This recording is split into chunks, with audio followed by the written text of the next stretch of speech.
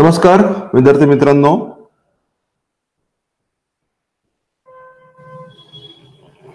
Doctor Shailesh Kolekar, Babasaheb Ambedkar research and training इन्स्टिट्यूटच्या या online प्लॅटफॉर्मवर तुमचं स्वागत करतो.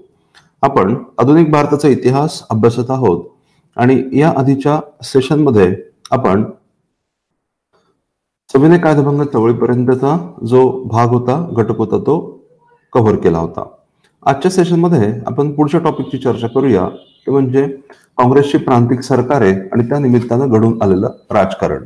हा एक अत्यंत महत्वाचा असा सेगमेंट आधुनिक भारताच्या इतिहासामधला एक महत्वाचा घटक आता आपल्याला अभ्यासायचा आहे. काँग्रेसची प्रांतिक सरकारे आणि त्या निमित्तानं घडून आलेलं राजकारण. तर हा मुद्दा समजून घ्या, नेमकं काय झालं होतं हे समजून घेणं आवश्यक आहे. तर लक्षात घ्या की जेव्हा सविनय कायदेभंग चळवळ संपली, आपल्याला माहिती आहे की गांधीजींनी त्यांचा जो संघर्ष आहे, राष्ट्रीय चळवळीचा संघर्ष, त्याच्या अवस्था मानलेल्या आहेत. उदाहरणार्थ जो चळवळीचा कालखंड आहे त्याला गांधीजींनी संघर्ष अवस्था असं नाव दिलं होतं. गांधीजींनी चळवळीच्या कालखंडाला संघर्ष अवस्था असं नाव दिलं. आणि तर ज्या काळामध्ये चळवळ चालू नाही आहे ती अवस्था म्हणजे तह अवस्था असं गांधीजींनी प्रतिपादन केलं होतं. ठीक आहे, गांधीजींनी आपल्या चळवळीचा जो कालखंड आहे त्याला टप्प्यांमध्ये विभागलं होतं. पहिला टप्पा कोणता आहे तर संघर्ष अवस्था, म्हणजेच चळवळीचा कालखंड. हे लक्षात ठेवा, संघर्ष अवस्था म्हणजे चळवळीचा काळ आणि तह अवस्था म्हणजे दोन चळवळींमधील कालखंड, दोन आंदोलनांमधील काळ, याला तह अवस्था असं म्हटलं. मग या काळामध्ये काय अभिप्रेत होतं? गांधीजींच्या मते या काळामध्ये काय अभिप्रेत आहे तर गांधीजींच्या मते ही जी अवस्था आहे ही सक्रिय विरोधाची अवस्था आहे. ठीक आहे, साम्राज्यवादाला सक्रिय विरोध. संघर्ष अवस्थेमध्ये साम्राज्यवादास सक्रिय विरोध करणं अभिप्रेत आहे. म्हणजे आंदोलन करून, मग असहकार असेल किंवा सविनय कायदेभंग असेल, या माध्यमातून साम्राज्यवादाला सक्रिय विरोध करणं हे गांधीजींना या संघर्ष अवस्थेमध्ये अभिप्रेत आहे. पण मग तह अवस्थेमध्ये काय करायचं? तर या तह अवस्थेमध्ये विरोधाचं स्वरूप कसं असेल? विरोधाचं स्वरूप विरोध तर असणार आहे, पण हा विरोध कसा असेल? असक्रिय, एक प्रकारे सुप्त स्वरूपाचा असेल. या काळामध्ये साम्राज्यवादाशी प्रत्यक्षपणे न लढता, ठीक आहे, या काळामध्ये साम्राज्यवादाशी प्रत्यक्षपणे न लढता भारतीय व्यवस्थेतील भारतीय व्यवस्था, मग ती राजकीय असेल, सामाजिक असेल, आर्थिक असेल, भारतीय व्यवस्थेतील दोषांविरुद्ध संघर्ष करायचा. भारतीय व्यवस्थेतील दोषांविरुद्ध कृती म्हणजे काय?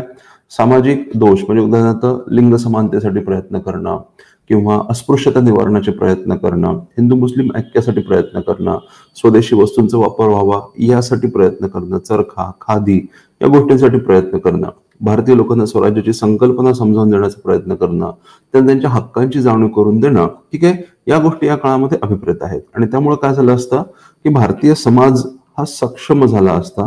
म्हणून एम्पॉवर आपण ज्याला म्हणतो, सक्षम करून पुढील लढ्यासाठी, पुढील आंदोलनासाठी सज्ज करणं, म्हणजे पुढील संघर्षासाठी सज्ज करणे, ही स्ट्रॅटेजी लक्षात ठेवा. पुढील संघर्षासाठी सज्ज करणं ही गांधीजींची योजना होती, संघर्ष आणि तह अवस्था.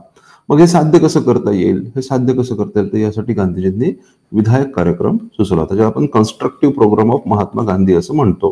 विधायक कार्यक्रम, या विधायक कार्यक्रमामध्ये जसं मी तुम्हाला सांगितलं, अस्पृश्यता निवारण आलं, लिंग समानतेसाठी प्रयत्न करणं आलं. ठीक आहे, त्याचप्रमाणे हिंदू मुस्लिम ऐक्य असेल, दारूबंदीचे प्रयत्न असतील, लोकांनी नशापान करू नये यासाठी केले गेलेले प्रयत्न असतील, चरखा, खादी यांचा मोठ्या प्रमाणामध्ये वापर असेल, या सगळ्या गोष्टींच्या माध्यमातून आत्मशक्ती, आत्मसंयमन, आत्मबळ वाढवायचं आणि नंतर पुढील लढ्यासाठी स्वतःला सज्ज करायचं. अशी टप्प्याटप्प्यामध्ये ही चळवळ पुढे जाणार होती.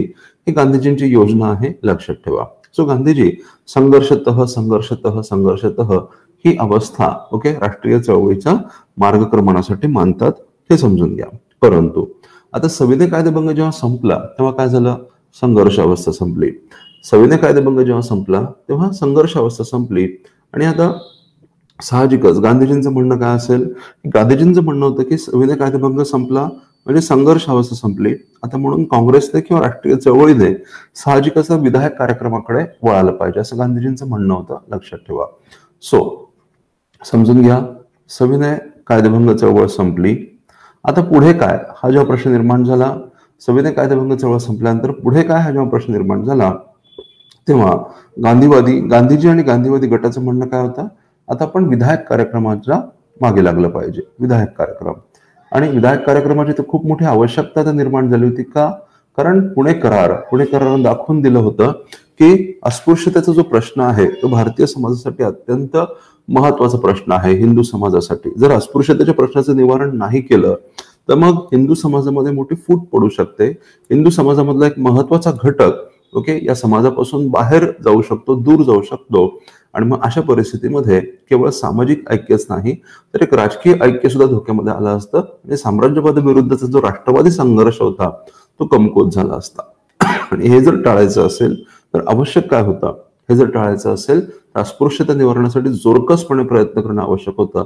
त्यामुळे सामाजिक ऐक्य आणि त्या परिणामी राष्ट्रीय ऐक्य, राजकीय ऐक्य आणि राष्ट्रीय चळवळीला काय म्हणू आपण त्याला की बळकटी, या सगळ्या गोष्टी साध्य झाल्या असत्या. आणि म्हणून गांधीजींच्या मध्ये आता विधायक कार्यक्रम आणि त्यातही अस्पृश्यता निवारण या गोष्टीला प्राधान्य देण्याची आवश्यकता आहे. ठीक आहे, ही गांधीजींची विचारसरणी झाली.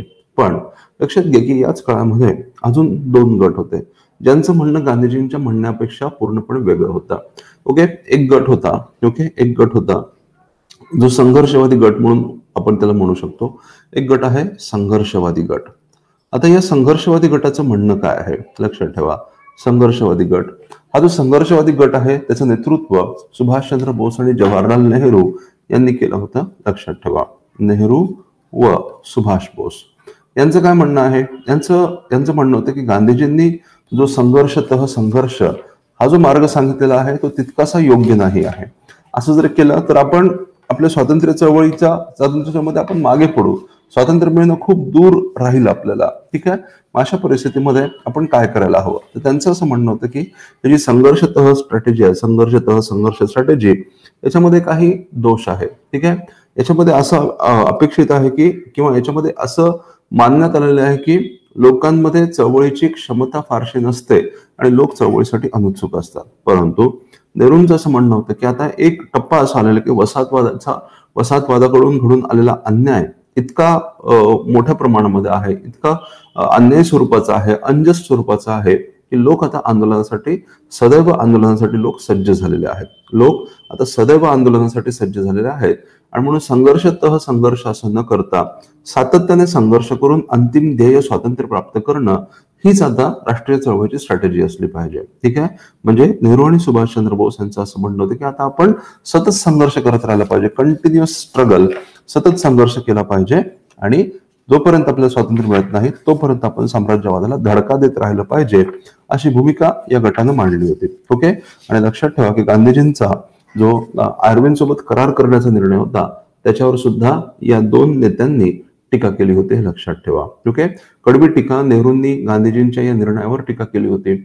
आर्विन सोबत चर्चा करण्याचा गांधीजींचा जो प्रयत्न होता त्याच्याबद्दल नेहरू हे मोठा टीकात्मक दृष्टिकोनातून त्याकडे बघत होते. सुभाषचंद्र बोसांनी सुद्धा नंतर गांधीजींच्या या निर्णयाच्या बाबतीमध्ये गांधीजींच्या नेतृत्वावर शंका घेतली होती. हे समजून घ्या. म्हणजेच या लोकांचं असं म्हणणं होतं की आता काँग्रेसने सातत्याने संघर्षाची भूमिका घेतली पाहिजे, असं यांचं म्हणणं आहे. आणि या गटाव्यतिरिक्त अजून तिसरा गट होता, एक लक्षात घ्या. ठीक आहे, या गटांच्या तुलनेमध्ये अजून एक गट होता ज्याला नवस्वराज्यवादी असं म्हटलं गेलेलं आहे. नवस्वराज्यवादी. ठीक आहे, तिसरा गट आहे नवस्वराज्यवादी. तर यांची भूमिका काय आहे, लक्षात घ्या की नवस्वराज्यवादी गटाची भूमिका आहे की स्वराज्य पक्षाच्या राजकारणाचं अनुकरण करणं. असहकार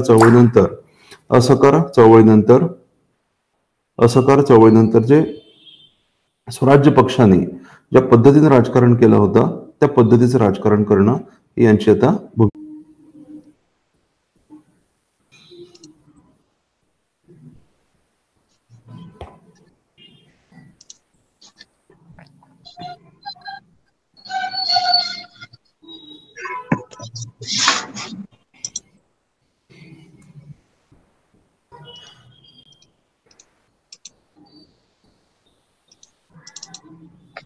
येस.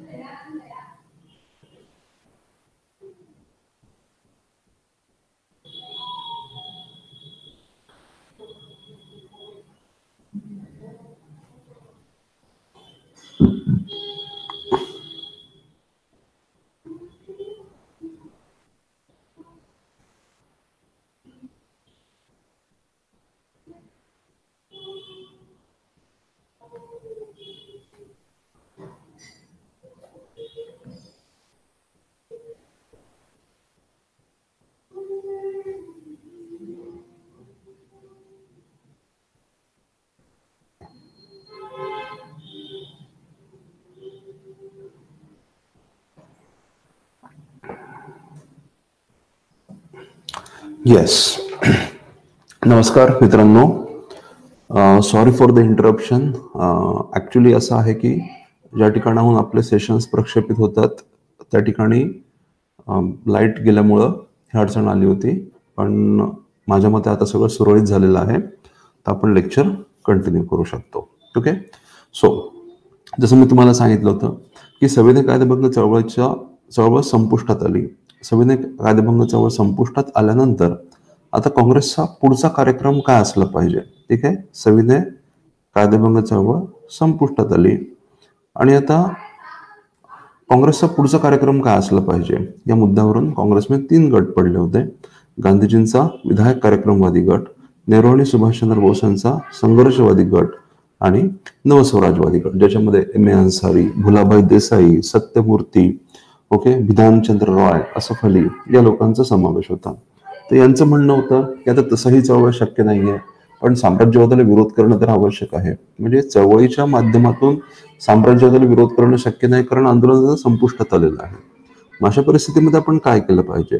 आपण आता कायदेमंडळांमध्ये प्रवेश केला पाहिजे आणि कायदेमंडळामध्ये प्रवेश करून ब्रिटिश शासनाच्या धोरणाने विरोध केला पाहिजे. म्हणजे जे स्वराज्य पक्षाने केलं होतं तीच भूमिका आता आपण घेतली पाहिजे असं म्हणणं होतं. असे 3 गट, एक म्हणतोय लोकांमध्ये मिसळा, विधायक कार्यक्रमाला चालना द्या.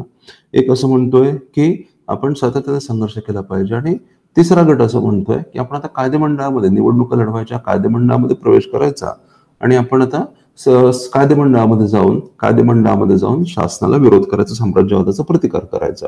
असे 3 गट आणि हे 3 गट काँग्रेसला 3 दिशांनी उडायला लागले असं समजा. त्याच्यामुळे काय झालं, काँग्रेसमध्ये फुटीची शक्यता निर्माण झाली होती. पण या क्षणाला काँग्रेसमध्ये फूट पडणं हे राष्ट्रवादी चळवळीसाठी परवडण्यासारखं नव्हतं. म्हणून अशा परिस्थितीमध्ये काय झालं, आणि ही गोष्ट गांधीजींना उत्तम पद्धतीने माहिती होती की फूट पडू देणं हे परवडणार नाही आहे. हे असं जर झालं तर मग राष्ट्रवादी चळवळीचं मोठ्या प्रमाणामध्ये नुकसान होईल. आणि म्हणून गांधीजींनी काय केलं, आपला विधायक कार्यक्रमाचा जो आग्रह होता तो काहीसा बाजूला ठेवला. म्हणजे वैयक्तिक सर्व गांधीजींनी तर सांगितलंच होतं. तुम्हाला हे माहिती असायला हवं की ऑक्टोबर 1934 मध्ये गांधीजींनी भारतीय राष्ट्रसभेचा राजीनामा दिला होता आणि आपलं सर्व लक्ष आता गांधीजींनी विधायक कार्यक्रमावर केंद्रित करण्याचा निर्णय घेतला होता. म्हणजे राजकीय चळवळीपासून आपण बाजूला जात आहोत आणि सामाजिक प्रश्नांवर आपले लक्ष केंद्रित करत आहोत, हे गांधीजींनी घोषित केलं होतं. ओके. म्हणजे गांधीजींचा भर जो होता तो विधायक कार्यक्रमावरच होता. पण काँग्रेसने काय करावं या बाबतीत गांधीजींनी थोडीशी वेगळी भूमिका घेतली. गांधीजींनी आपला जो विधायक कार्यक्रमाचा जो आग्रह आहे त्यावरचा जो भर आहे काहीसा बाजूला केला आणि त्यांनी नवस्वराजवादी गटाला किंवा कायदेमंडळामधल्या राजकारण प्रवेशाला गांधीजींनी आपला पाठिंबा दर्शवला. पण हे करत असताना म्हणजे कारण लक्षात घे की संघर्ष होऊ शकणार नाही याची कल्पना गांधीजींना आहे. चळवळ पुन्हा सुरू होणं हे अवघड आहे याची कल्पना गांधीजींना आहे. कारण संविधान कायदेभंगाच्या दुसऱ्या टप्प्यामध्ये ब्रिटिशांनी अनन्वित अत्याचार केले होते आणि त्यामुळं लोकांना खूप मोठ्या प्रमाणामध्ये हालापेष्टांचा सामना करावा लागला होता आणि चळवळीचा उत्साह काहीसा ओसरला होता. अशा परिस्थितीमध्ये चळवळ पुन्हा सुरू करणं हे शक्य नाही आहे. ओके. याची चांगलीच जाणीव गांधीजींना होते आणि म्हणून गांधीजींनी काय केलं की कायदेमंडळामध्ये राजकारणाचा गांधीजींनी पाठिंबा दिला किंवा त्यांच्याशी त्यांनी काय म्हणू आपण त्याला की सहानुभूतीपूर्ण भूमिका दाखवली. पण त्याचप्रमाणे संघर्षवादी गट नाराज होणार नाही याची काळजी देखील घेतली गांधीजींनी. गांधीजी काय म्हणाले? गांधीजींनी संघर्षवादी गटाला हे समजावून सांगितलं की भारताला स्वातंत्र्य प्राप्त व्हायचं असेल तर ते कायदेमंडळामधल्या प्रवेशाने किंवा कायदेमंडळामधल्या चर्चांनी भारताला स्वातंत्र्य प्राप्त होणार नाही याची मला पूर्ण जाणीव आहे. पण सध्याच्या परिस्थितीमध्ये त्याच्याशिवाय दुसरा पर्याय देखील नाही आहे. अशा शब्दामध्ये गांधीजींनी या संघर्षवादी गटाची समजूत काढण्याचा प्रयत्न केला आणि त्याच वेळेला संघर्षवादी गटाचं देखील महत्व अबाधित राहावं याकरता आपल्याला माहिती आहे 1936चं काँग्रेसचं जे लखनौ अधिवेशन आणि फैजपूर अधिवेशन झालं होतं त्या फैजपूर अधिवेशनाचं नेतृत्व डाव्या गट म्हणा किंवा संघर्षवादी गट म्हणा त्यांच्याकडे सोपवलं होतं. जवाहरलाल नेहरू हे या काँग्रेस अधिवेशनाचे अध्यक्ष होते. हा मुद्दा समजून घ्या. ठीक आहे. इथेच आपल्याला लक्षात येतं गांधीजींनी कशी समन्वयवादी भूमिका घेतली होती. थोडक्यात गांधीजींनी आणि हे करत असताना स्वतःचा जो कार्यक्रम होता किंवा स्वतःच जे म्हणणं होतं ते गांधीजींनी काहीसं बाजूला ठेवण्याची तयारी दाखवली होती. कारण संघटनेचं ऐक्य गांधीजींसाठी एक महत्वाची गोष्ट होती. मग या परिणामी झालं काय? या परिणामी आता गांधीजींचा एक प्रकारे पाठिंबाच मिळाला. नोव्हेंबर 1934 मध्ये केंद्रीय कायदेमंडळाच्या निवडणुका झाल्या आणि या केंद्रीय कायदेमंडळाच्या निवडणुकांमध्ये काँग्रेसला लक्षणीय यश प्राप्त झालं. केंद्रीय कायदेमंडळाचं निर्वाचन आणि या निवडणुकांमध्ये इंडियन नॅशनल काँग्रेसला लक्षणीय यश प्राप्त झालं होतं. हे लक्षात ठेवा. लक्षणीय यश. आता हे यश नेमकं कुणाचं होतं? हे यश नेमकं कुणाचं होतं? काँग्रेसचं यश होतं का गांधीजींचं यश होतं? हा मुद्दा आपण समजून घेतला पाहिजे. तर या ठिकाणी एक लक्षात घ्या की या निवडणुका होण्यापूर्वीच गांधीजींनी काँग्रेसमधून माघार घेतली होती आणि निवडणुकांच्या कार्यक्रमामध्ये निवडणुकीच्या प्रचारामध्ये गांधीजींची भूमिका नव्हती. ठीक आहे. परंतु जेव्हा लोकांनी जेव्हा मतदान केलं काँग्रेसला मतं दिली तेव्हा लोकांच्या दृष्टिकोनातून गांधीजींचं नेतृत्व काँग्रेसचं नेतृत्व हे गांधीजींकडेच आहे हाच लोकांचा समज होता आणि म्हणून भले मतं काँग्रेसला मिळाली पण तो गांधीजींनी दिलेला पाठिंबा होता. अशा स्वरूपामध्ये त्याचं वर्णन केलं गेलेलं आहे. इव्हन व्हॉइसरॉय सुद्धा असं म्हणाला की निवडणुकीमधला हा विजय म्हणजे तर आपल्यासाठी अत्यंत दुर्दैवी अशी गोष्ट आहे आणि त्याच वेळेला गांधीजींचा हा मोठा विजय आहे अशा शब्दामध्ये व्हॉइसरॉयनी या निवडणुकीच्या निकालाचं वर्णन केलं होतं. म्हणजे गांधीजी भले या निवडणुकीमध्ये सहभागी जरी नसले तरी हा त्यांचा विजय आहे असं व्हॉइसरॉय म्हणाला होता. हे लक्षात घ्या. याच्यावरच आपल्याला लक्षात येतं की या निवडणुकांमध्ये गांधीजींची किंवा या ओव्हरऑल भारताच्या राजकारणामध्ये निवडणुकांमध्येच म्हणण्यापेक्षा भारताच्या राजकारणामध्ये गांधीजींची भूमिका किती महत्वाची होती हे या ठिकाणी लक्षात येतं. हा मुद्दा समजून घेतला पाहिजे. आता पुढची घडामोड घडली ती म्हणजे 1935चा कायदा आला. ठीक आहे. त्याच्यानंतर पुढची घडामोड म्हणजे 1935चा कायदा आला आणि 1935च्या कायद्याने लक्षात घ्या 1935च्या कायद्याने काही तरतुदी केल्या होत्या. केंद्रीय स्तरावर 1935च्या कायद्याने केंद्रीय स्तरावर त्यांनी फेडरेशनचं तत्व सुचवलं होतं. लक्षात ठेवा. केंद्रीय स्तरावर फेडरेशनचे तत्व आणि ज्याला आपण दुहेरी व्यवस्था डायर्की असं म्हणतो ते डायर्कीचे तत्व त्यांनी सेंट्रल डायर्की म्हणजे केंद्रीय स्तरावर राखीव आणि सोपीव अशा प्रकारच्या तरतुदी केल्या जातील असं त्यांनी सांगितलं होतं. फेडरेशनचं तत्व आणि सेंट्रल डायर्की. पण त्याचबरोबर अट काय टाकली होती की हे जे फेडरेशनचं तत्व सेंट्रल डायर्की हे जर प्रत्यक्षामध्ये यायचं असेल केंद्रीय स्तरावर तर काही विशिष्ट प्रमाणामध्ये संस्थानिकांनी या फेडरेशनमध्ये सामील होणं आवश्यक आहे. सहकार्य देणं आवश्यक आहे. जे काही फेडरल कायदेमंडळ तयार झालं असतं या फेडरल कायदेमंडळामध्ये विशिष्ट प्रमाणामध्ये संस्थानिकांनी सहभाग घेणं संस्थानिकांनी या फेडरेशनमध्ये सामील होणं हे आवश्यक मानलं गेलं होतं. परंतु संस्थानिकांनी या फेडरेशनशी सहकार्य करायला नकार दिला.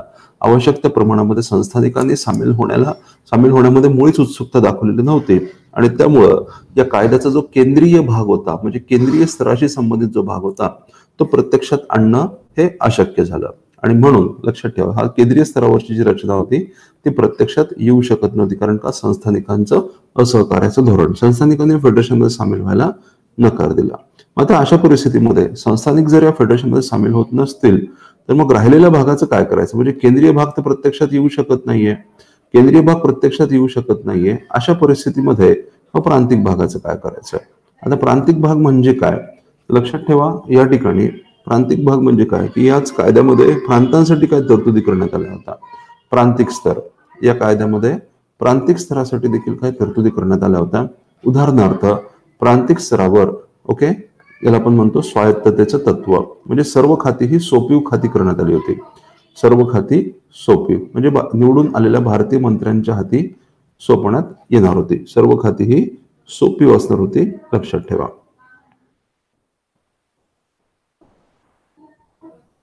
ओके, लक्षात घ्या, सर्व खाती सोपीव म्हणजे काय, प्रांतिक कायदेमंडळाच्या निवडणुका होतील, त्यातून मग जे प्रांतिक कायदेमंडळामध्ये ज्याही संघटनेला, राजकीय संघटनेला, पक्षाला बहुमत मिळेल त्यांचं शासन स्थापन होईल आणि मग ते शासन जे असेल ते कायदेमंडळाला जबाबदार असेल आणि त्यांच्या हाती कारभार सोपवला जाईल. सो सर्व खाती सोपीव असेल. थोडक्यात प्रांतिक स्तरावर जबाबदार शासन पद्धती, हे लक्षात ठेवा. जबाबदार शासन, रिस्पॉन्सिबल गव्हर्नमेंट आपण ज्याला म्हणतो, ते प्रांतिक स्तरावर देण्याचं मान्य करण्यात आलं होतं. मग आता हा विचार करण्यात आला की केंद्रीय स्तरावरची रचना प्रत्यक्षात येणार नाही, कारण का संस्थानिकांचं असहकार्य, पण प्रांतिक स्तरावर जी काय रचना केलेली आहे त्याची प्रगती रोखणं योग्य आहे का, त्याचं उत्तर निश्चितच नाही असं होतं. आणि म्हणून निर्णय घेतला की प्रांतिक स्तरासाठी जी रचना करण्यात आलेली आहे ओके त्या बाबतीमध्ये आपल्याला पुढे जाण्यास काहीही हरकत नाही आहे. तर हा मुद्दा समजून घ्या. या ठिकाणी ब्रिटिशांचा एक सुप्त हेतू सुद्धा होता, हा मुद्दा समजून घेणं आवश्यक आहे. ब्रिटिशांचा एक सुप्त हेतू सुद्धा आहे. काय सुप्त हेतू आहे ब्रिटिशांचा, तर ओके या ठिकाणी ब्रिटिशांनी प्रांतिक स्वायत्तता हे जे तत्व दिलं होतं त्यामध्ये जसं प्रांतांना प्रांतिक स्तरावर, प्रांतिक शासनांना त्यांच्या त्यांच्या स्तरावर स्वायत्तता देण्यात आली होती, त्याचप्रमाणे एक प्रांत हा दुसऱ्या प्रांतापासून देखील एक प्रकारे स्वायत्त असणार होता. म्हणजे प्रांतांमध्ये सुद्धा एक प्रकारे स्वातंत्र्य असणार होतं. एक प्रांत दुसऱ्या प्रांताशी तेवढा जवळीकीने जोडला जाणार नव्हता. केंद्र आणि प्रांत यांच्यामध्ये अधिकारांचं विभाजन आणि प्रत्येक प्रांत आपल्या स्तरावर स्वायत्त असणाऱ्या इतर प्रांतांच्या तुलनेमध्ये प्रत्येक प्रांताचं असं होतं. त्याच्यामुळे काय झालं असतं, तसं ब्रिटिशांनी काय केलं होतं, ब्रिटिशांनी जाती जातींमध्ये फूट पाडण्याचा प्रयत्न केला, धर्मांमध्ये फूट पाडण्याचा प्रयत्न केला, भाषांमध्ये फूट पाडण्याचा प्रयत्न केला. आता हा प्रयत्न होता एका प्रांताला दुसऱ्या प्रांतापासून एका विशिष्ट अंतरावर ठेवणं, राष्ट्रीय ऐक्य ओके जास्तीत जास्त रोखण्याचा प्रयत्न करणं आणि आपलं साम्राज्यवाद ओके जेवढा सुरक्षित राहील तेवढा प्रयत्न करणं. कारण का की प्रांतिक सर्व स्वायत्तता दिल्यामुळे भारतीयांच्या हाती सत्ता येते. पण मग आता भारतीयांच्या हाती सत्ता आली तर उद्या जाऊन साम्राज्यवादाला धोका होता. ओके हे रोखण्यासाठी काय करायचं की प्रांतिक स्वायत्ततेच्या माध्यमातून एक सैलसर अशा प्रकारचं फेडरेशन द्यायचं आणि या सैलसर फेडरेशन मध्ये ओके प्रांतांमध्ये म्हणजे प्रांतांमध्ये कुठेतरी मतभेद असतील किंवा प्रांतांमध्ये एक अंतर असेल आणि ते एकत्र येणार नाही, त्याच्यासाठी योग्य त्या उपाययोजना, योग्य ती काळजी घेणं ही त्याच्या मागची स्ट्रॅटेजी होती.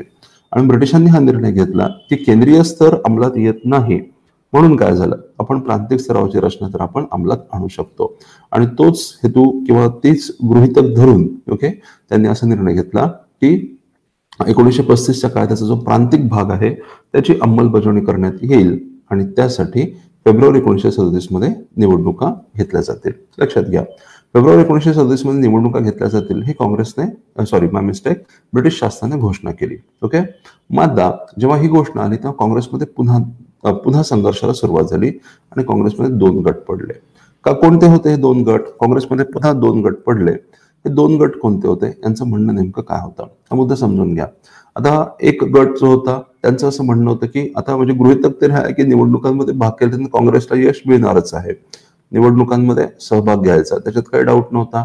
निवडणुकांमध्ये सहभाग, कारण नवस्वराज्यवादी पक्षाची भूमिका ऑलरेडी मान्य करण्यात आली होती, त्याच्यामुळे निवडणुकांमध्ये भाग घेण्याबद्दल काही प्रॉब्लेम नाहीये. निवडणुकांमध्ये सहभाग घेतल्यानंतर इंडियन नॅशनल काँग्रेसला यश मिळेल. ठीक आहे, कारण का ते अपेक्षितच होतं. सविनय कायदेभंग चळवळीच्या काळामध्ये काँग्रेसनं जे काही परफॉर्म केलं होतं त्यामुळे काँग्रेसला यश मिळण्याची शक्यता खूप मोठ्या प्रमाणामध्ये होती. त्यामुळे इंडियन नॅशनल काँग्रेसला यश मिळेल. मग इंडियन नॅशनल काँग्रेसला यश मिळाल्यानंतर पुढे काय, म्हणजे मंत्रिपद स्वीकारायची की नाही. ठीक आहे, मंत्रिपदे स्वीकारावात की नाही, स्वीकारावी की नाही. ठीक आहे, या मुद्द्यावरून काँग्रेसमध्ये संघर्षाला आरंभ झाला. लक्षात ठेवा, मंत्रिपदे स्वीकारायची की नाही या मुद्द्यावरून काँग्रेसमध्ये संघर्षाला सुरुवात झाली.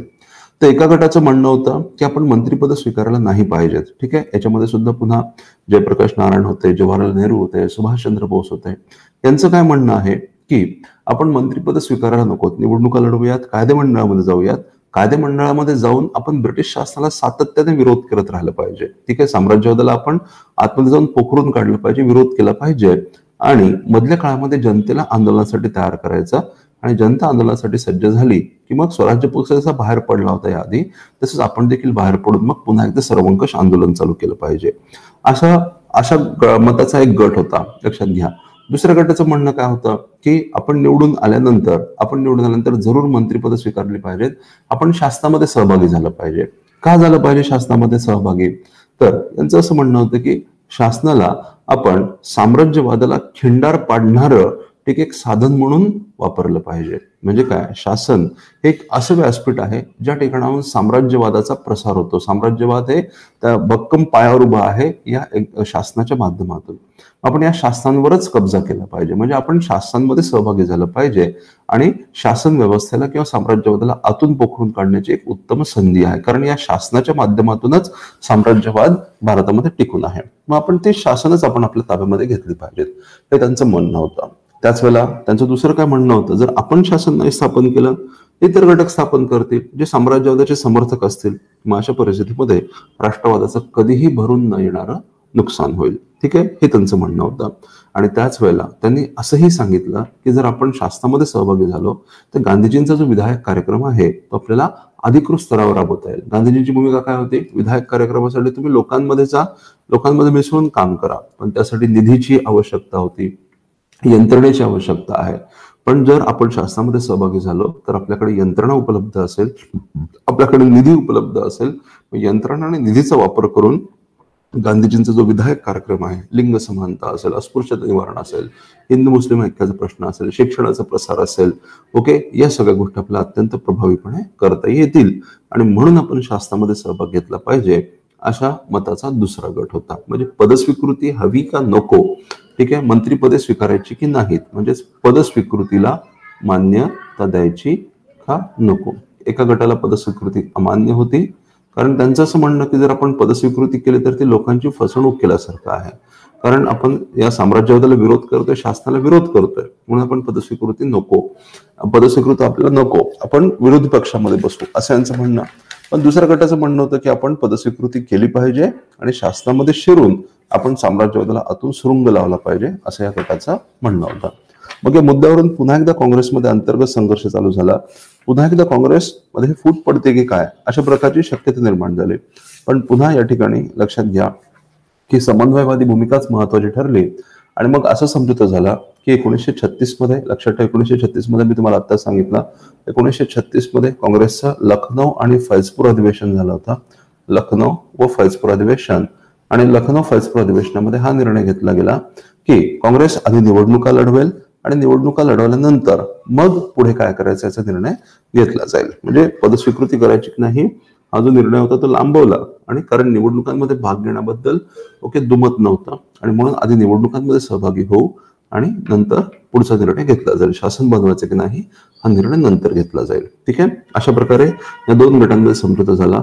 परिणामी फेब्रुवारी 1937 मध्ये काँग्रेसच्या निवडणुका झाल्या आणि या निवडणुकांमध्ये काँग्रेसने अत्यंत लक्षणीय अशा प्रकारची कामगिरी केली होती. सगळ्या प्रांतांमध्ये मिळून 1161 जागा होत्या, लक्षात ठेवा. ओके, आणि 1161 पैकी एकट्या काँग्रेसला 716 जागा मिळाल्या होत्या. ठीक आहे, हा मुद्दा महत्वाचा आहे. काँग्रेसला 1161 पैकी 716 जागा मिळाल्या होत्या. बॉम्बे, बिहार, मध्य प्रांत, मद्रास आणि संयुक्त प्रांत या प्रांतांमध्ये काँग्रेसला स्पष्ट बहुमत मिळालं होतं. बंगाल, आसाम, वायव्य प्रांत या ठिकाणी काँग्रेसचा सर्वात मोठा पक्ष म्हणून समोर आला होता. मग या परिणामी झालं काय, मद्रास, बॉम्बे, मध्य प्रांत, ओरिसा, बिहार, संयुक्त प्रांत, वायव्य प्रांत आणि आसाम या ठिकाणी काँग्रेसची शासने स्थापन झाली. म्हणजे जवळपास 11 पैकी 8 प्रांतांमध्ये काँग्रेसची सरकार स्थापन झाली होती आणि हे एक निश्चितच काँग्रेसचं लक्षणीय यश होतं. म्हणजे काँग्रेसला एक सर्वमान्यता होती, राष्ट्रीय स्तरावर काँग्रेसला सर्वमान्यता होती, या निवडणुकांच्या निकालाने स्पष्ट झालं होतं. हा मुद्दा समजून घ्या. मग आता काँग्रेसला बहुमत प्राप्त झालं 11 प्रांतांमध्ये. म्हणजे लक्षात घ्या की 11 प्रांतांपैकी 6 प्रांतांमध्ये बहुमत मिळालेलं आहे आणि बंगाल, आसाम, वायव्य प्रांत या ठिकाणी सर्वात मोठा पक्ष बनला. त्यामुळे झालं काय, आता मग नेतृत्वाचं मन देखील पालटलं, कारण या निवडणुकीच्या प्रचारामध्ये लोकांच्या भावना त्यांना कळून आल्या आणि लोकांची ही इच्छा आहे की आपलं शासन असावं. हे जेव्हा नेतृत्वाच्या लक्षात आलं तेव्हा नेतृत्वाने आपली भूमिका बदलली आणि शासन बनवण्याचा निर्णय घेतला. परिणामी जसं मी तुम्हाला सांगितलं, मद्रास, बॉम्बे, मध्य प्रांत, ओरिसा, बिहार, संयुक्त प्रांत, वायव्य प्रांत, आसाम इत्यादी ठिकाणी काँग्रेसची शासने स्थापन झाली होती. हे लक्षात घ्या. मग आता लक्षात घ्या, या काँग्रेसच्या शासनाने अत्यंत म्हणजे काय म्हणू आपण त्याला, की काँग्रेसच्या शासनाची कामगिरीचा जर आपण विचार केला तर असं सांगितलं जातं की भविष्यामध्ये जेव्हा भारतीयांचं शासन स्थापन होईल, म्हणजे जेव्हा स्वातंत्र्य मिळेल आणि खऱ्या अर्थानं भारतीयांचं शासन जेव्हा स्थापन होईल तेव्हा स्वतंत्र भारतामध्ये भारतीयांचं शासन कसं असेल याचं एक प्रात्यक्षिक या काँग्रेसच्या शासनाने दाखवून दिलं होतं. चुणूक आपण ज्याला म्हणतो ती चुणूक त्यांनी दाखवून दिली होती, प्रात्यक्षिक दाखवून दिलं होतं. भविष्यामधलं स्वराज्य कसं असेल याचं प्रत्यंतर या काळामध्ये काँग्रेसच्या शासनाने दाखवलं होतं असं म्हटलं गेलेलं आहे. म्हणजे नेमकं काय ते लक्षात घ्या. त्यांची कार्यपद्धत जी होती अत्यंत साधी कार्यपद्धत, साधी राहणी. ओके, साधी राहणी हा मुद्दा समजून घ्या. साधी राहणी ही त्यांची कार्यपद्धत. म्हणजे नेमकं काय तर या संदर्भात असं सांगितलं गेलेलं आहे की हे जे काँग्रेसचे मंत्री असत ते सामान्य जनतेला नेहमीच उपलब्ध असायचे. हे पूर्णपणे नवीन गोष्ट होती, कारण याच्या आधी मंत्री म्हटलं की फार मोठी हस्ती असायचा, तो कधीही सामान्य लोकांमध्ये मिसळणार नाही. सामान्य लोकांना म्हणजे मंत्री कोण आहे याची माहिती देखील नसायची, तर त्याच्याशी असणारा संपर्क खूप दूरची गोष्ट झाली. परंतु आता काय झालं की हा जो मंत्री असेल तो त्याच्या कार्यालयीन वेळेव्यतिरिक्त ओके म्हणजे त्याच्या कामकाजाची जी काही वेळ असेल ओके ती वेळ सोडली तर लोकांना नेहमी उपलब्ध असेल, लोकांची गाऱ्हाणे ऐकून घेईल, त्यांचं म्हणणं काय आहे, त्यांच्या अपेक्षा काय आहेत ते पूर्ण करण्याचा प्रयत्न आपापल्या परीने करेल. ठीक आहे, तर हा मुद्दा समजून घ्या. एवढंच नाही, म्हणजे त्यांनी साधी राहणी, लोकसंपर्क ओके ही गोष्ट त्यांनी वाढवली. त्याच्यामुळे झालं काय की लोकांना असं वाटायला लागलं की हे जे शासन आहे, हे जी शासन व्यवस्था आहे त्याच्याशी आपला संपर्क आहे आणि आपलं नियंत्रण आहे, आपली मालकी आहे. ओके, हा आत्मविश्वास लोकांच्या मनामध्ये जागृत करण्याचं काम या काँग्रेसच्या शासनाने नक्कीच केलं होतं, हे लक्षात ठेवा. असं लोकसंपर्क, लोकांना जसं मी तुम्हाला सांगितलं लोकांची गाऱ्हाणी ऐकून घेणं, त्यांची मतं जाणून घेणं आणि त्याप्रमाणे उपाययोजना करणं. ओके, ही यांची कार्यपद्धत होती. तर त्याचप्रमाणे लक्षात घ्या की त्यांनी स्वतःचे जे पगार होते त्यांनी वेतनामध्ये स्वतःहून कपात करून घेतली. ओके, आपलं वेतन त्यांनी जे 2,000 रुपये होतं, आधी मंत्र्यांचं वेतन 2,000 रुपये होतं, ते त्यांनी 500 वर आणलं. ठीक आहे, तर हा मुद्दा समजून घ्या. त्याचप्रमाणे लक्षात घ्या की त्यांनी जे अन्यायी जुलमी अशा प्रकारचे कायदे होते ते रद्द केले होते. अन्यायी जुलमी कायदे रद्द केले. पब्लिक सेफ्टी बिलासारखे जे कायदे होते त्या पब्लिक सेफ्टी बिलाच्या कायद्या अंतर्गत ओके शासकीय अधिकाऱ्यांना अनेक एक्स्ट्रा ऑर्डिनरी म्हणजे अतिरिक्त अधिकार देण्यात आले होते आणि त्या अधिकारांचा गैरवापर करून अधिकाऱ्यांनी प्रांतिक स्तरावर अधिकाऱ्यांनी राष्ट्रवादी चळवळ दडपण्यामध्ये मोठी भूमिका बजावली होती. तर मग हे सर्व कायदे प्रांतिक शासनाने रद्द करून घेतले होते, हे लक्षात ठेवा. त्याचप्रमाणे चुकीच्या पद्धतीनं ज्या संस्थांना बेकायदा ठरवण्यात आलं होतं त्या संस्थांवरची बंदी उठवून लावली. जसं की हिंदुस्थान सेवा दल नावाची एक संघटना आहे ओके, ज्याचे विचार काँग्रेस विरोधी जरी असले तरी काँग्रेसने या ठिकाणी पक्षीय राजकारण न बघता या हिंदुस्थान सेवा दलावरची बंदी उठवण्यामध्ये महत्वाची भूमिका बजावली होती, हे लक्षात ठेवा. सो बंदी घातलेल्या संघटनांवरची बंदी उठवणं, निर्बंध घातलेल्या संघटनांवरची बंदी उठवण्यामध्ये त्यांची भूमिका महत्वाची होती. एवढंच नाही तर राजकीय कैद्यांची सुटका त्यांनी मोठ्या प्रमाणामध्ये तुरुंगामध्ये खितपत पडलेले अनेक राजकीय कैदी त्यांनी सोडवून घेतले होते, लक्षात ठेवा. राजकीय कैद्यांची सुटका त्याच्यामध्ये सुद्धा त्यांची भूमिका महत्वाची होती. तर काकोरी कटामध्ये जे आरोपी होते ओके, काकोरी कटामधले आरोपी जे तुरुंगामध्ये होते त्यांची सुटका करण्यात आली होती. एवढंच नाही तर झालं असं की संयुक्त प्रांत आणि बिहारमध्ये त्या ठिकाणच्या प्रांतिक शासनांनी ओके क्रांतिकारी विचारांच्या कैद्यांची सुटका करण्याचा निर्णय घेतला. परंतु या निर्णयावर ओके त्या ठिकाणच्या गव्हर्नरने सही करण्यास नकार दिला. त्याने विरोध केला, कारण हे क्रांतिकारी विचारांचे लोक होते आणि म्हणून त्या ठिकाणच्या गव्हर्नर्सनी या निर्णयावर या आदेशावर सही करायला जेव्हा नकार दिला तेव्हा संयुक्त प्रांत आणि बिहारमधल्या काँग्रेस शासनांनी राजीनामे देण्याच्या धमक्या दिल्या आणि गव्हर्नरला तो आदेश पारित करण्यासाठी भाग पाडलं होतं, हे लक्षात ठेवा. ठीक आहे, त्याच वेळेला सविनय कायदेभंग चळवळीच्या दरम्यान ज्या शासकीय अधिकाऱ्यांनी काँग्रेसला सहानुभूती दाखवली होती आणि त्यामुळे शासनाने त्यांचं पेन्शन थांबवलं होतं, ठीक आहे, अशा अधिकाऱ्यांना त्यांचं पेन्शन पुन्हा सुरू करून देण्यामध्ये सुद्धा या काँग्रेसच्या शासनाने महत्वाची भूमिका बजावली होती. त्याचप्रमाणे शेती व्यवस्थेतील सुधार, शेतकऱ्यांना स्वस्त कर्ज उपलब्ध, शेती सुधारणा शेतकऱ्यांना स्वस्त कर्ज उपलब्ध करून देणं, कराचं ओझं कमी करणं, त्यांचा कर्जबाजारीपणा कमी करण्याचे प्रयत्न, कुळांची स्थिती सुधारण्याचा प्रयत्न केला गेला, त्यांना हक्क मिळवून देण्याचे प्रयत्न केले, अशी अनेक पावलं या काँग्रेसच्या शासनांनी उचलली होती. त्याचप्रमाणे दलितांच्या स्थितीत सुधारण्यासाठी सुद्धा प्रयत्न करण्यात आले होते. दलित स्थितीत सुधारणा, उदाहरणार्थ मंदिर प्रवेशाचे कायदे मोठ्या प्रमाणामध्ये केले गेले. मंदिर प्रवेशाचे कायदे असतील, त्याचप्रमाणे सार्वजनिक ठिकाणी अस्पृश्यतेचं पालन होऊ नये अशा प्रकारचे आदेश निर्गमित केले गेले. दलित विद्यार्थ्यांना शिष्यवृत्ती मिळाव्यात, शासकीय नोकऱ्यांमधलं त्यांचं प्रमाण वाढावं यासाठी जाणीवपूर्वक पावलं उचलली गेली होती. म्हणजेच गांधीजींचा जो विधायक कार्यक्रम आहे त्याला अशा प्रकारे शासकीय स्तरावरून, ऑफिशियल लेवलवरून चालना देण्याचं कार्य काँग्रेसच्या मंत्रिमंडळाने केलं होतं, हे लक्षात ठेवा. त्याचप्रमाणे शिक्षण विस्तारासाठी सुद्धा, शिक्षण क्षेत्रामध्ये सुद्धा त्यांनी प्रयत्न केले. तांत्रिक शिक्षण असेल, उच्च शिक्षण असेल, राष्ट्रीय स्वरूपाचं शिक्षण, या सगळ्या गोष्टींना चालना देण्याचा प्रयत्न या काँग्रेसच्या शासनांनी केला होता. आणि म्हणूनच आपण असं म्हणूया की भविष्यामध्ये स्वराज्य कसं असेल याची चुणूक याचं प्रत्यंतर काँग्रेसच्या या शासनांच्या माध्यमातून दिसून येतं असं म्हटलं गेलेलं आहे. हा मुद्दा समजून घ्या. तर हीच भूमिका काँग्रेसच्या शासनाने घेतली होती. पण एकीकडे आपल्याला काय दिसतं, एक सकारात्मक कामगिरी तर जरूर आहे, पण त्याच वेळेला कुठेतरी एक नकारात्मक कामगिरी सुद्धा आपल्याला दिसते. म्हणजे हा मुद्दा समजून घेणं आवश्यक आहे. म्हणजे सत्तेच्या संपर्कामध्ये आल्यानंतर कुठेतरी काय म्हणू आपण त्याला, की तो सत्तेचा मोह म्हणा किंवा भ्रष्टाचार म्हणा, तो देखील कुठेतरी वाढत जातो. काँग्रेसच्या शासनाच्या बाबतीमध्ये देखील हेच घडून आलं. काय झालं तर या संदर्भात असं सांगितलं गेलं की जेव्हा काँग्रेसने निवडणुका लढवल्या होत्या फेब्रुवारी 37 मध्ये, जेव्हा काँग्रेसने लढवल्या, निवडणुकांमध्ये भाग घेतला, तर लोकांना आश्वासन देण्यात आलं होतं की कामगारांना, विशेषतः कामगार संघर्षाला पाठिंबा देण्यात आला होता आणि संपाचा अधिकार देऊ असं आश्वासन देण्यात आलं होतं. कामगारांना त्यांचे हक्क मिळवण्यासाठी त्यांनी स्ट्राईक केला तर त्यांच्यावर कारवाई केली जाणार नाही, उलट त्यांचा सहानुभूतीने विचार केला जाईल असं आश्वासन काँग्रेसने दिलं होतं. परंतु जेव्हा प्रत्यक्षामध्ये शासन स्थापन झालंय तेव्हा हे आश्वासन बाजूला ठेवलं गेलं.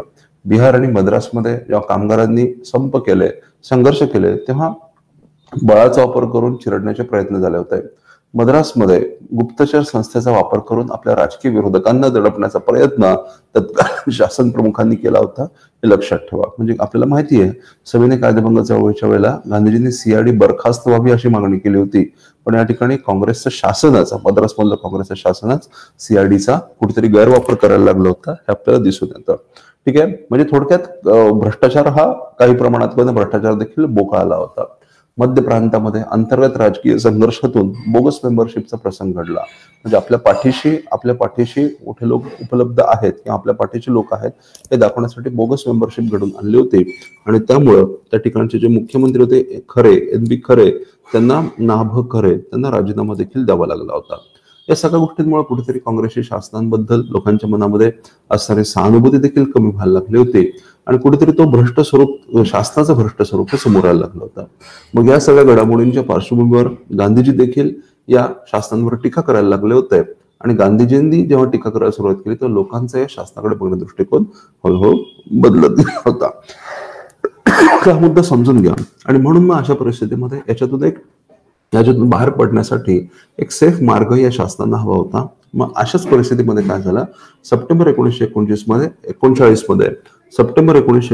मध्ये द्वितीय महायुद्धाला सुरुवात झाली. जेव्हा द्वितीय महायुद्ध सुरू झालं, लक्षात ठेवा, त्यावेळेला झालं काय की भारतीय शासनाने ब्रिटिश शासनाला पाठिंबा जाहीर केला. भारतीय शासनाने युद्ध सहभागाची घोषणा केली. युद्ध सहभागाची घोषणा केली. आता प्रश्न हा निर्माण झाला, भारतीय शासनाने युद्ध सहभागाची घोषणा जरूर केली, पण ही युद्ध सहभागाची घोषणा करत असताना भारतीय शासनाने भारतीयांचं नेमकं काय मत आहे जाणून घेण्याचा प्रयत्न नव्हता केला. आणि म्हणूनच इंडियन नॅशनल काँग्रेसने ब्रिटिशांच्या या निर्णयाचा, या धोरणाचा निषेध केला. काँग्रेसचं काय म्हणणं आहे, तुम्ही भारतीय जनतेचं मत विचारात घ्यायला पाहिजे. आता भारतीय जनतेचं मत म्हणजे नेमकं कुणाचं मत, तर साहजिकच आहे 11 पैकी 8 प्रांतांमध्ये जेव्हा काँग्रेस निवडून येते त्या काँग्रेस ही लोकप्रतिनिधी संस्था म्हणून मानली गेली पाहिजे. आणि म्हणून भारतीयांचं मत विचारात घ्या, तुम्ही काँग्रेसचा सल्ला घ्या आणि युद्ध सहभागाचा निर्णय घ्या. ठीक आहे, असं काँग्रेसचं म्हणणं आहे. परंतु ब्रिटिशांना ही गोष्ट मान्य नव्हती. म्हणून काँग्रेसचं मत विचारात न घेता, भारतीयांचं मत विचारात न घेता ब्रिटिशांनी, लक्षात ठेवा, सॉरी ब्रिटिशांनी युद्धामध्ये आपला सहभाग घोषित केला. ओके, ही गोष्ट काँग्रेसला मान्य नव्हती आणि म्हणून ठीक आहे सप्टेंबर 1939 मध्ये ब्रिटिशांवर दबाव निर्माण करण्याच्या हेतूने इंडियन नॅशनल काँग्रेसने वर्धा या ठिकाणी युद्ध हेतू ठराव संमत केला. त्यामुळे त्यांनी ब्रिटिशांना हे डिक्लेअर करण्याची मागणी केली. ब्रिटिशांना त्यांनी ही मागणी केली होती की ब्रिटिशांनी घोषित करावं युद्धाचा नेमका हेतू काय आहे. युद्धाचा हेतू ओके, ब्रिटिशांनी सांगताना काय सांगितलं होतं, आम्ही युद्धामध्ये का सहभागी होत आहोत, कारण लोकशाहीचं रक्षण करणं हे आमचं कर्तव्य आहे किंवा लोकशाहीच्या रक्षणासाठी आम्ही युद्धामध्ये सहभाग घेत आहोत. तर काँग्रेसने अशी मागणी केली की जर लोकशाहीचं रक्षण करणं हा तुमचा हेतू असेल तर मग अशा प्रकारची लोकशाही रचना तुम्ही भारतामध्ये कशी स्थापन करत आहात हे घोषित करा.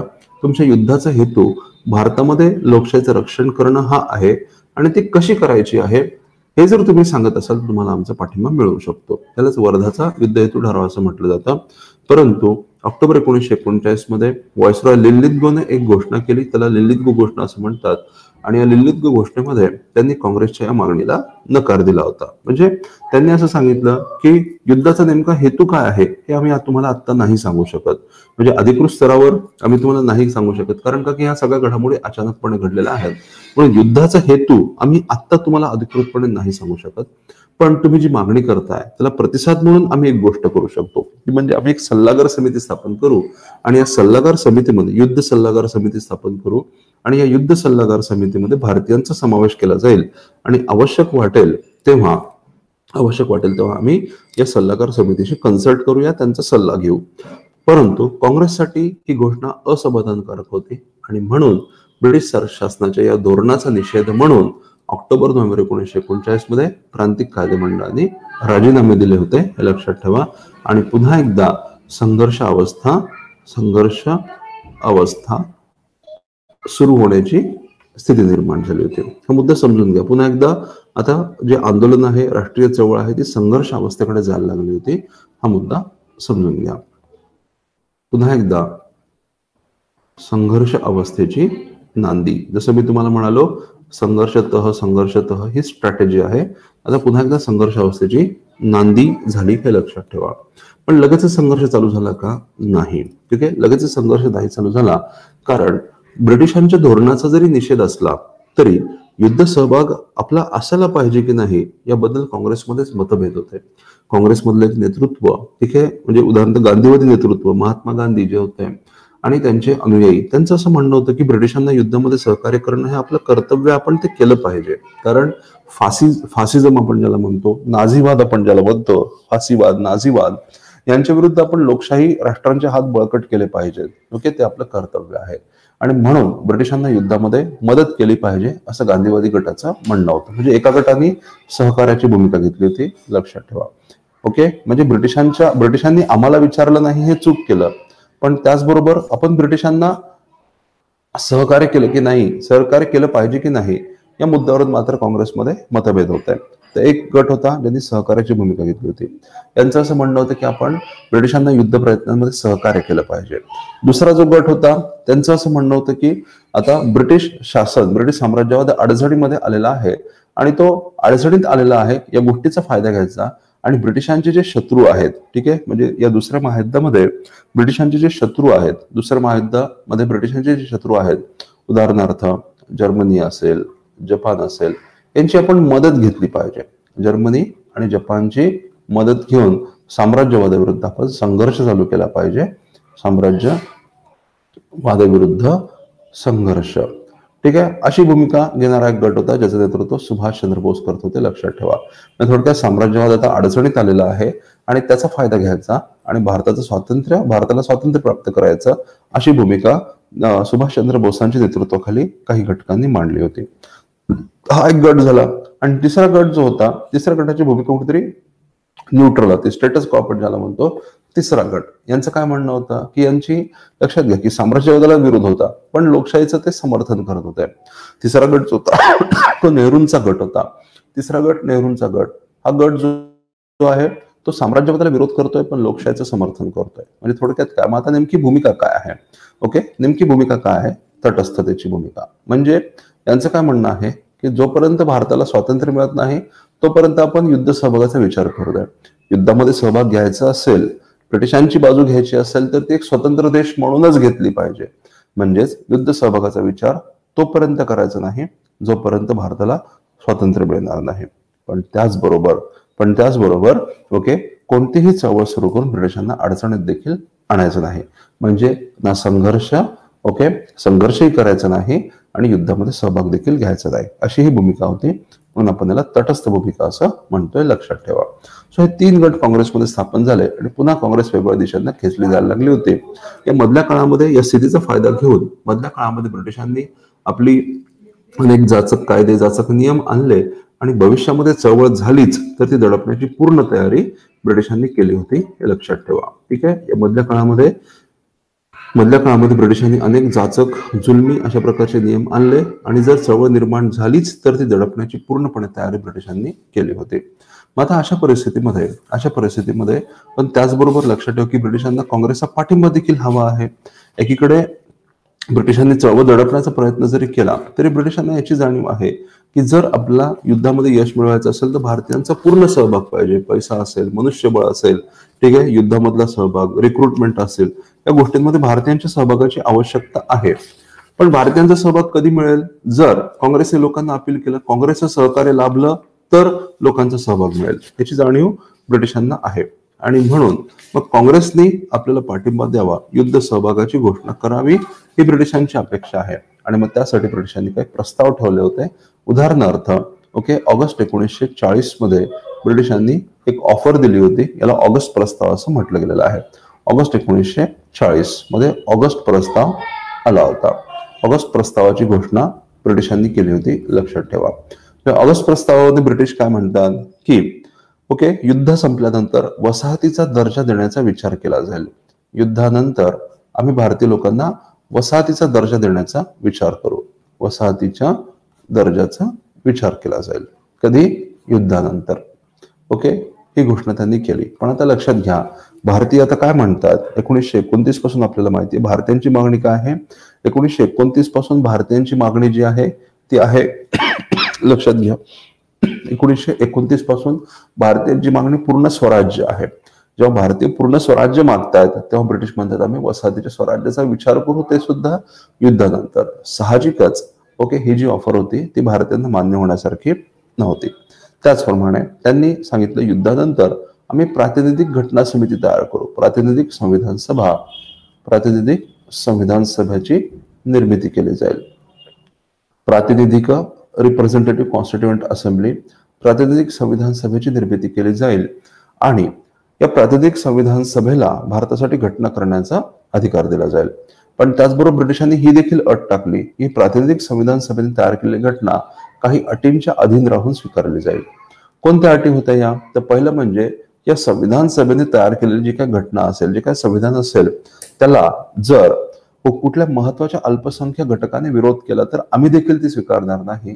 आणि एखाद्या अल्पसंख्य घटकाला एखाद्या महत्वाच्या घटकाला, अल्पसंख्य किंवा महत्वपूर्ण घटकाला, भारतातील एखाद्या महत्वपूर्ण समाज घटकाला ही घटना मान्य नसेल तर आम्ही देखील स्वीकारणार नाही.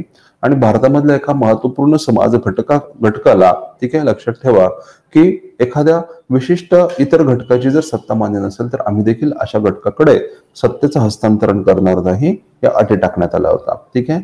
आणि म्हणून साहजिकच या ठिकाणी ब्रिटिशांनी काय केलं होतं, भारतीय मुस्लिम समुदायाचं मत म्हणजे मुस्लिम लीगचं मत असं गृहीत धरलं होतं. आणि जर घटना समिती तयार झालीच तर त्यामध्ये काँग्रेसचा प्रभाव असला असता आणि काँग्रेसच्या प्रभावाखाली तयार झालेल्या घटनेला मुस्लिम लीगने विरोधच केला असता. मग ब्रिटिशांनी असं आर्ग्युमेंट केलं असतं की मुस्लिम लीगचा विरोध म्हणजे मुस्लिम समुदायाचा विरोध आणि म्हणून आम्ही ही घटना मान्य करणार नाही. ठीक आहे. अशा प्रकारची म्हणजे अत्यंत तकलादू आणि पोकळ अशा प्रकारची ही घोषणा होती, प्रस्ताव होता. आणि म्हणून इंडियन नॅशनल काँग्रेसने ऑगस्ट प्रस्ताव नाकारला. ठीक आहे. भारतीय राष्ट्रसभेने ऑगस्ट प्रस्ताव नाकारला. आता जेव्हा ऑगस्ट प्रस्ताव नाकारला तेव्हा ब्रिटिशांचा पवित्रा पूर्णपणे कळून आला होता, लक्षात ठेवा. ऑगस्ट प्रस्ताव नाकारला, ब्रिटिशांचा पवित्रा कळून आला. मग अशा परिस्थितीमध्ये आता काँग्रेसची भूमिका काय असली पाहिजे, म्हणून काँग्रेसने आता संघर्षाच्या भूमिकेला आरंभ केला. संघर्षाच्या भूमिकेस काँग्रेसने आरंभ केला होता, लक्षात ठेवा. संघर्षाच्या भूमिकेस आरंभ.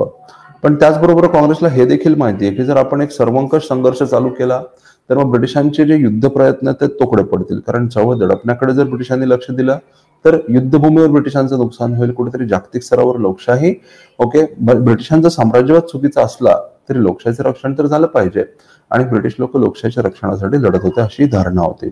आणि म्हणून साम्राज्यवादाविरुद्ध संघर्ष करायचा, पण तो संघर्ष इतकाही तीव्र नाही करायचा ज्यामुळे ब्रिटिशांचे युद्ध प्रयत्न तोकडे झाले पाहिजेत. याच्यावर उपाय काय? याच्यावर उपाय म्हणजे याच्यावरचा उपाय म्हणजे वैयक्तिक सत्याग्रहाची चळवळ. लक्षात घ्या, वैयक्तिक सत्याग्रह म्हणजे वैयक्तिक सत्याग्रहाच्या माध्यमातून काय करायचं की सत्याग्रह करायचा, संघर्ष करायचा, पण तो वैयक्तिक मर्यादित प्रमाणामध्ये किंवा वैयक्तिक स्तरावर करायचा. यामुळे काय साध्य झालं असतं, साम्राज्यवादाला असणारा विरोध व्यक्त तर झालाच असता, पण त्याचबरोबर साम्राज्यवादाला किंवा ओके लक्षात ठेवा की युद्ध प्रयत्नांमध्ये अडथळा निर्माण नसता झाला. साम्राज्यवादाला विरोध व्यक्त झाला असता, पण युद्ध प्रयत्नांमध्ये अडथळा निर्माण झाला नसता. ठीक आहे. याच्या मागे हेतू काय होता की भारतीयांची मागणी मान्य करण्यासाठी ब्रिटिशांना एक संधी देणं, मोठा संघर्ष चालू करण्याआधी ओके एक संधी द्यायची, ओके, आणि भारतीय लोकांना राजकीय हक्क द्यायचे. मग ब्रिटिशांनी ही संधी नाही वापरली तर मग मात्र मोठं आंदोलन चालू करायचं, ही ती भूमिका आहे, लक्षात घ्या. त्याच वेळेला गांधीजींचं हे देखील मत होतं की भारतीय जनता आंदोलनासाठी पूर्णपणे सज्ज नाही आहे. भारतीय जनता आंदोलनासाठी पूर्णपणे सज्ज नाही आहे. अशा परिस्थितीमध्ये भारतीय लोकांना मोठ्या आंदोलनासाठी सज्ज करण्यासाठी सुरुवातीला छोट्या टप्प्यामध्ये आंदोलन करणं ही वैयक्तिक सत्याग्रहाची भूमिका होती, हे लक्षात ठेवा. आणि आपल्याला माहिती आहे ऑक्टोबर 1940 मध्ये वैयक्तिक सत्याग्रहाचं आंदोलन चालू झालं होतं. ऑक्टोबर 1940 हे वैयक्तिक सत्याग्रहाचं आंदोलन चालू झालं. आणि आपल्याला माहिती आहे पहिले सत्याग्रही होते विनोबा भावे. पहिले सत्याग्रही म्हणून विनोबा भावे यांची निवड झाली होती, आणि दुसरे सत्याग्रही होते जवाहरलाल नेहरू. ठीक आहे, हे नाव लक्षात ठेवा. ओके, हे तुम्हाला परीक्षेमध्ये विचारलं जाईल. पहिले सत्याग्रही आणि दुसरे सत्याग्रही. युपीएससीच्या प्रिलिम्स मध्ये हा प्रश्न ऑलरेडी विचारलेला आहे. दुसरे वैयक्तिक सत्याग्रही कोण होते हा प्रश्न ऍक्च्युअली युपीएससीच्या प्रिलिम्स मध्ये विचारण्यात आलेला आहे, हे लक्षात ठेवा. सो विनोबा भावे आणि जवाहरलाल नेहरू ही नावं तुम्हाला लक्षात ठेवायची. पण जसं मी तुम्हाला सांगितलं, या चळवळीचा हेतूच मुळात मर्यादित व्याप्ती ठेवण्याकडे होता. ओके, कल जो होता, चळवळीचा कल जो होता तो व्याप्ती मर्यादित ठेवण्याकडे होता. आणि त्यामुळे साहजिकच पुढील काही महिन्यामध्ये हे वैयक्तिक सत्याग्रहाचं आंदोलन हे मागे मागे पडत गेलं. त्याच्यातून खूप काही निष्पन्न झालं असं आपल्याला दिसत नाही. ठीक आहे, त्याच्यातून खूप काही निष्पन्न झालं असं आपल्याला काही दिसत नाही, पण त्याचबरोबर त्याचा हेतू देखील तसाच होता असं सांगण्यात आलेलं आहे.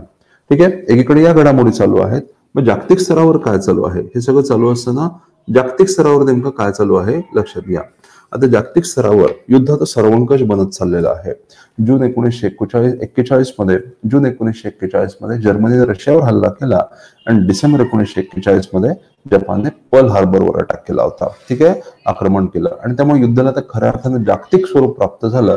आता युद्धाला जागतिक स्वरूप प्राप्त झालं. ओके, आता ब्रिटनचे हितसंबंध, लोकशाहीवादी राष्ट्रांचे हितसंबंध आता मोठ्या प्रमाणामध्ये धोक्यामध्ये आले होते.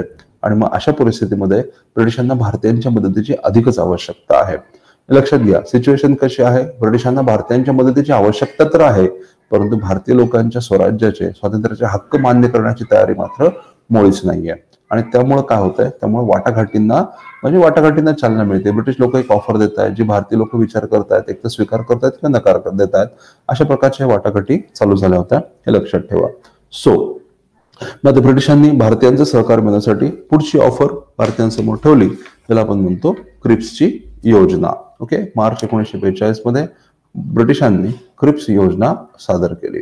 स्टॅफर्ड क्रिप्स यांना पाठवण्यात आला होता, आणि त्यांच्या माध्यमातून ब्रिटिशांनी भारतीयांपुढे एक योजना सादर केली. ती कशासाठी, तर ही योजना भारतीयांना जर मान्य असेल तर भारतीयांचा युद्धामधला सहभाग आपल्याला मिळू शकेल. काँग्रेसचा पाठिंबा युद्धासाठी आपल्याला मिळेल, आणि भारतीयांचा सहभाग वाढेल, आणि युद्धामध्ये आपण कदाचित विजय मिळवू शकू. ओके, युद्धामध्ये आपली बाजू बळकट होईल, हे ब्रिटिशांचं गणित आहे. सो क्रिप्स योजना मार्च 1942 मध्ये क्रिप्स योजना आली होती, हे लक्षात ठेवा. त्यामध्ये ब्रिटिशांनी काय आश्वासन दिलं, ब्रिटिशांनी आश्वासन दिलं की शक्य तितक्या लवकर ओके आम्ही स्वराज्याची स्थापना करू. शक्य तितक्या लवकर स्वराज्य. ओके, त्यानंतर वसाहतीचा दर्जा देण्यात येईल.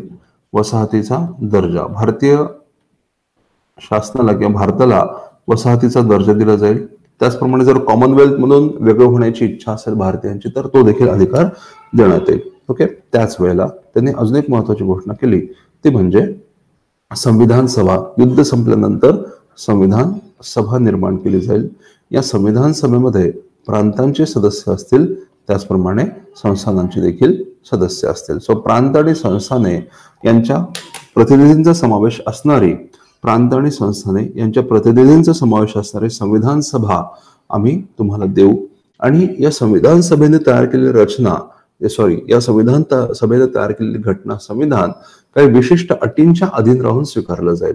या अटी कोणत्या होत्या तर या ठिकाणी काय सांगितलं गेलं, ओके, संविधान सभा त्याच्यामध्ये प्रांतांचे प्रतिनिधी असतील आणि ही संविधान सभा घटना तयार करेल. मग ही घटना संविधान सभेने घटना तयार केल्यानंतर ही घटना एखाद्या प्रांताला मान्य नसल्यास, ओके, तर तो प्रांत त्याचा सध्याचा घटनात्मक दर्जा राखू शकतो आणि त्याचबरोबर ब्रिटिशांशी तो स्वतंत्रपणे करार करून त्याचा दर्जा नव्याने ठरवू शकतो. म्हणजे काय, एखाद्या प्रांताला ही घटना मान्यच करायची नाही, त्या ठिकाणचे प्रांतिक शासन जे असेल, प्रांतिक लोकांना संविधान सभेने तयार केलेली घटना जर मान्य नसेल, म्हणजे सुरुवातीला घटना समितीमध्ये त्या प्रांताचे सदस्य तर असतीलच, पण घटना तयार झाल्यानंतर जर त्या प्रांताचा विचार बदलला आणि प्रांताला या नवीन घटनेने तयार केलेल्या रचनेमध्ये जर भाग घ्यायचा नसेल, तर मग त्या प्रांताचे लोक त्या प्रांताच्या शासनाच्या वतीनं ब्रिटिशांसोबत नवीन करार करू शकतील किंवा नवीन करार करून किंवा वेगळा करार करून स्वतंत्र दर्जा ठरवू शकतील किंवा सध्याची स्थिती म्हणजे ब्रिटिश आधिपत्याखाली ही स्थिती देखील ते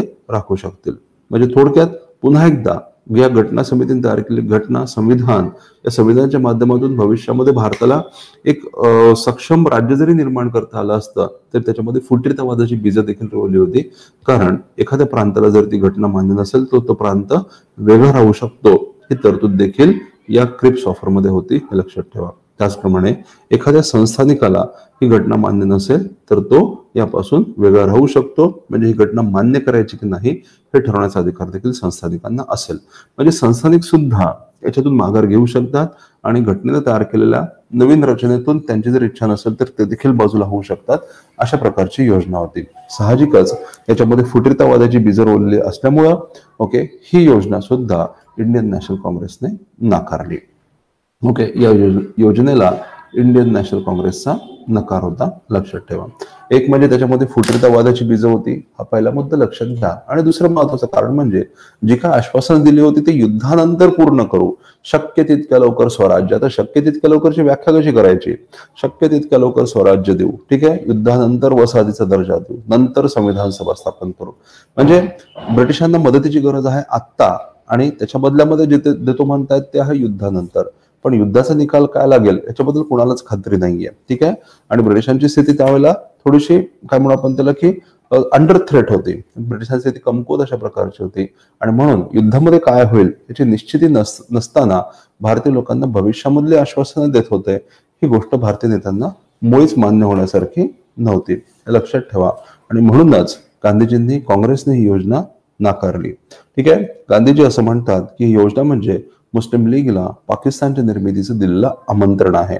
म्हणजे काय, जसं मी तुम्हाला सांगितलं, एखाद्या प्रांताला मान्य नसेल तर मग मुस्लिम लीगचा डाव काय होता, जे मुस्लिम बहुल प्रांत आहेत त्या ठिकाणी बहुमत प्राप्त करायचं आणि या घटनेला विरोध करून आपला स्वतंत्र दर्जा हस्तगत करायचा आणि त्या माध्यमातून त्यांच्या स्वायत्ततेकडे म्हणा किंवा स्वातंत्र्याकडे वाटचाल करायची. थोडक्यात गांधीजी असं म्हणतात की क्रिप्सची योजना म्हणजे मुस्लिम लीगला पाकिस्तान निर्मितीचं दिलेलं आमंत्रण आहे. त्याच वेळेला ओके, ज्या काही योजना होत्या, ज्या काही आश्वासनं होती, ती आश्वासनं भविष्यामधली असल्यामुळं गांधीजी काय म्हणतात, Cripps proposal is a post dated cheque on a failing bank. म्हणजे बुडत्या बँकेचा ओके पुढच्या तारखेचा चेक म्हणजे क्रिप्सचा प्रस्ताव आहे. म्हणजे ब्रिटिशांचं अस्तित्व स्वतःच आत्ताच ब्रिटिशांचं अस्तित्व धोक्यामध्ये आलेलं आहे आणि अशा परिस्थितीमध्ये जी आश्वासनं दिली जात आहेत त्या आश्वासनं भविष्यामध्ये दिली जात आहेत हे आम्ही मान्य करणं शक्यच नाहीये, ठीक आहे. अशा शब्दामध्ये गांधीजींनी क्रिप्स प्रस्ताव नाकारला होता, हे लक्षात ठेवा. आता अशा परिस्थितीमध्ये लक्षात घ्या, अशा परिस्थितीमध्ये म्हणजे काँग्रेसची, भारतीय लोकांची महत्वाकांक्षा स्वातंत्र्य मिळवण्याकडे आहे. त्यासाठी हळूहळू संघर्षाची भूमिका देखील तयार होत चाललेली आहे. मग अशा परिस्थितीमध्ये ब्रिटिश शासक भारतीय लोकांकडून मदतीची अपेक्षा तर करत आहे, पण त्याच्या बदल्यामध्ये कोणतेही राजकीय अधिकार देण्याची ब्रिटिशांची तयारी नाहीये. आता या परिस्थितीमध्ये संघर्ष होणं हे अटळ होतं, लक्षात ठेवा. संघर्ष होणं हे अटळ आहे आणि आता हळूहळू गांधीजींनी देखील आपली भूमिका बदलायला सुरुवात केली आणि गांधीजींनी संघर्षाची भूमिका मांडली होती, हे लक्षात ठेवा.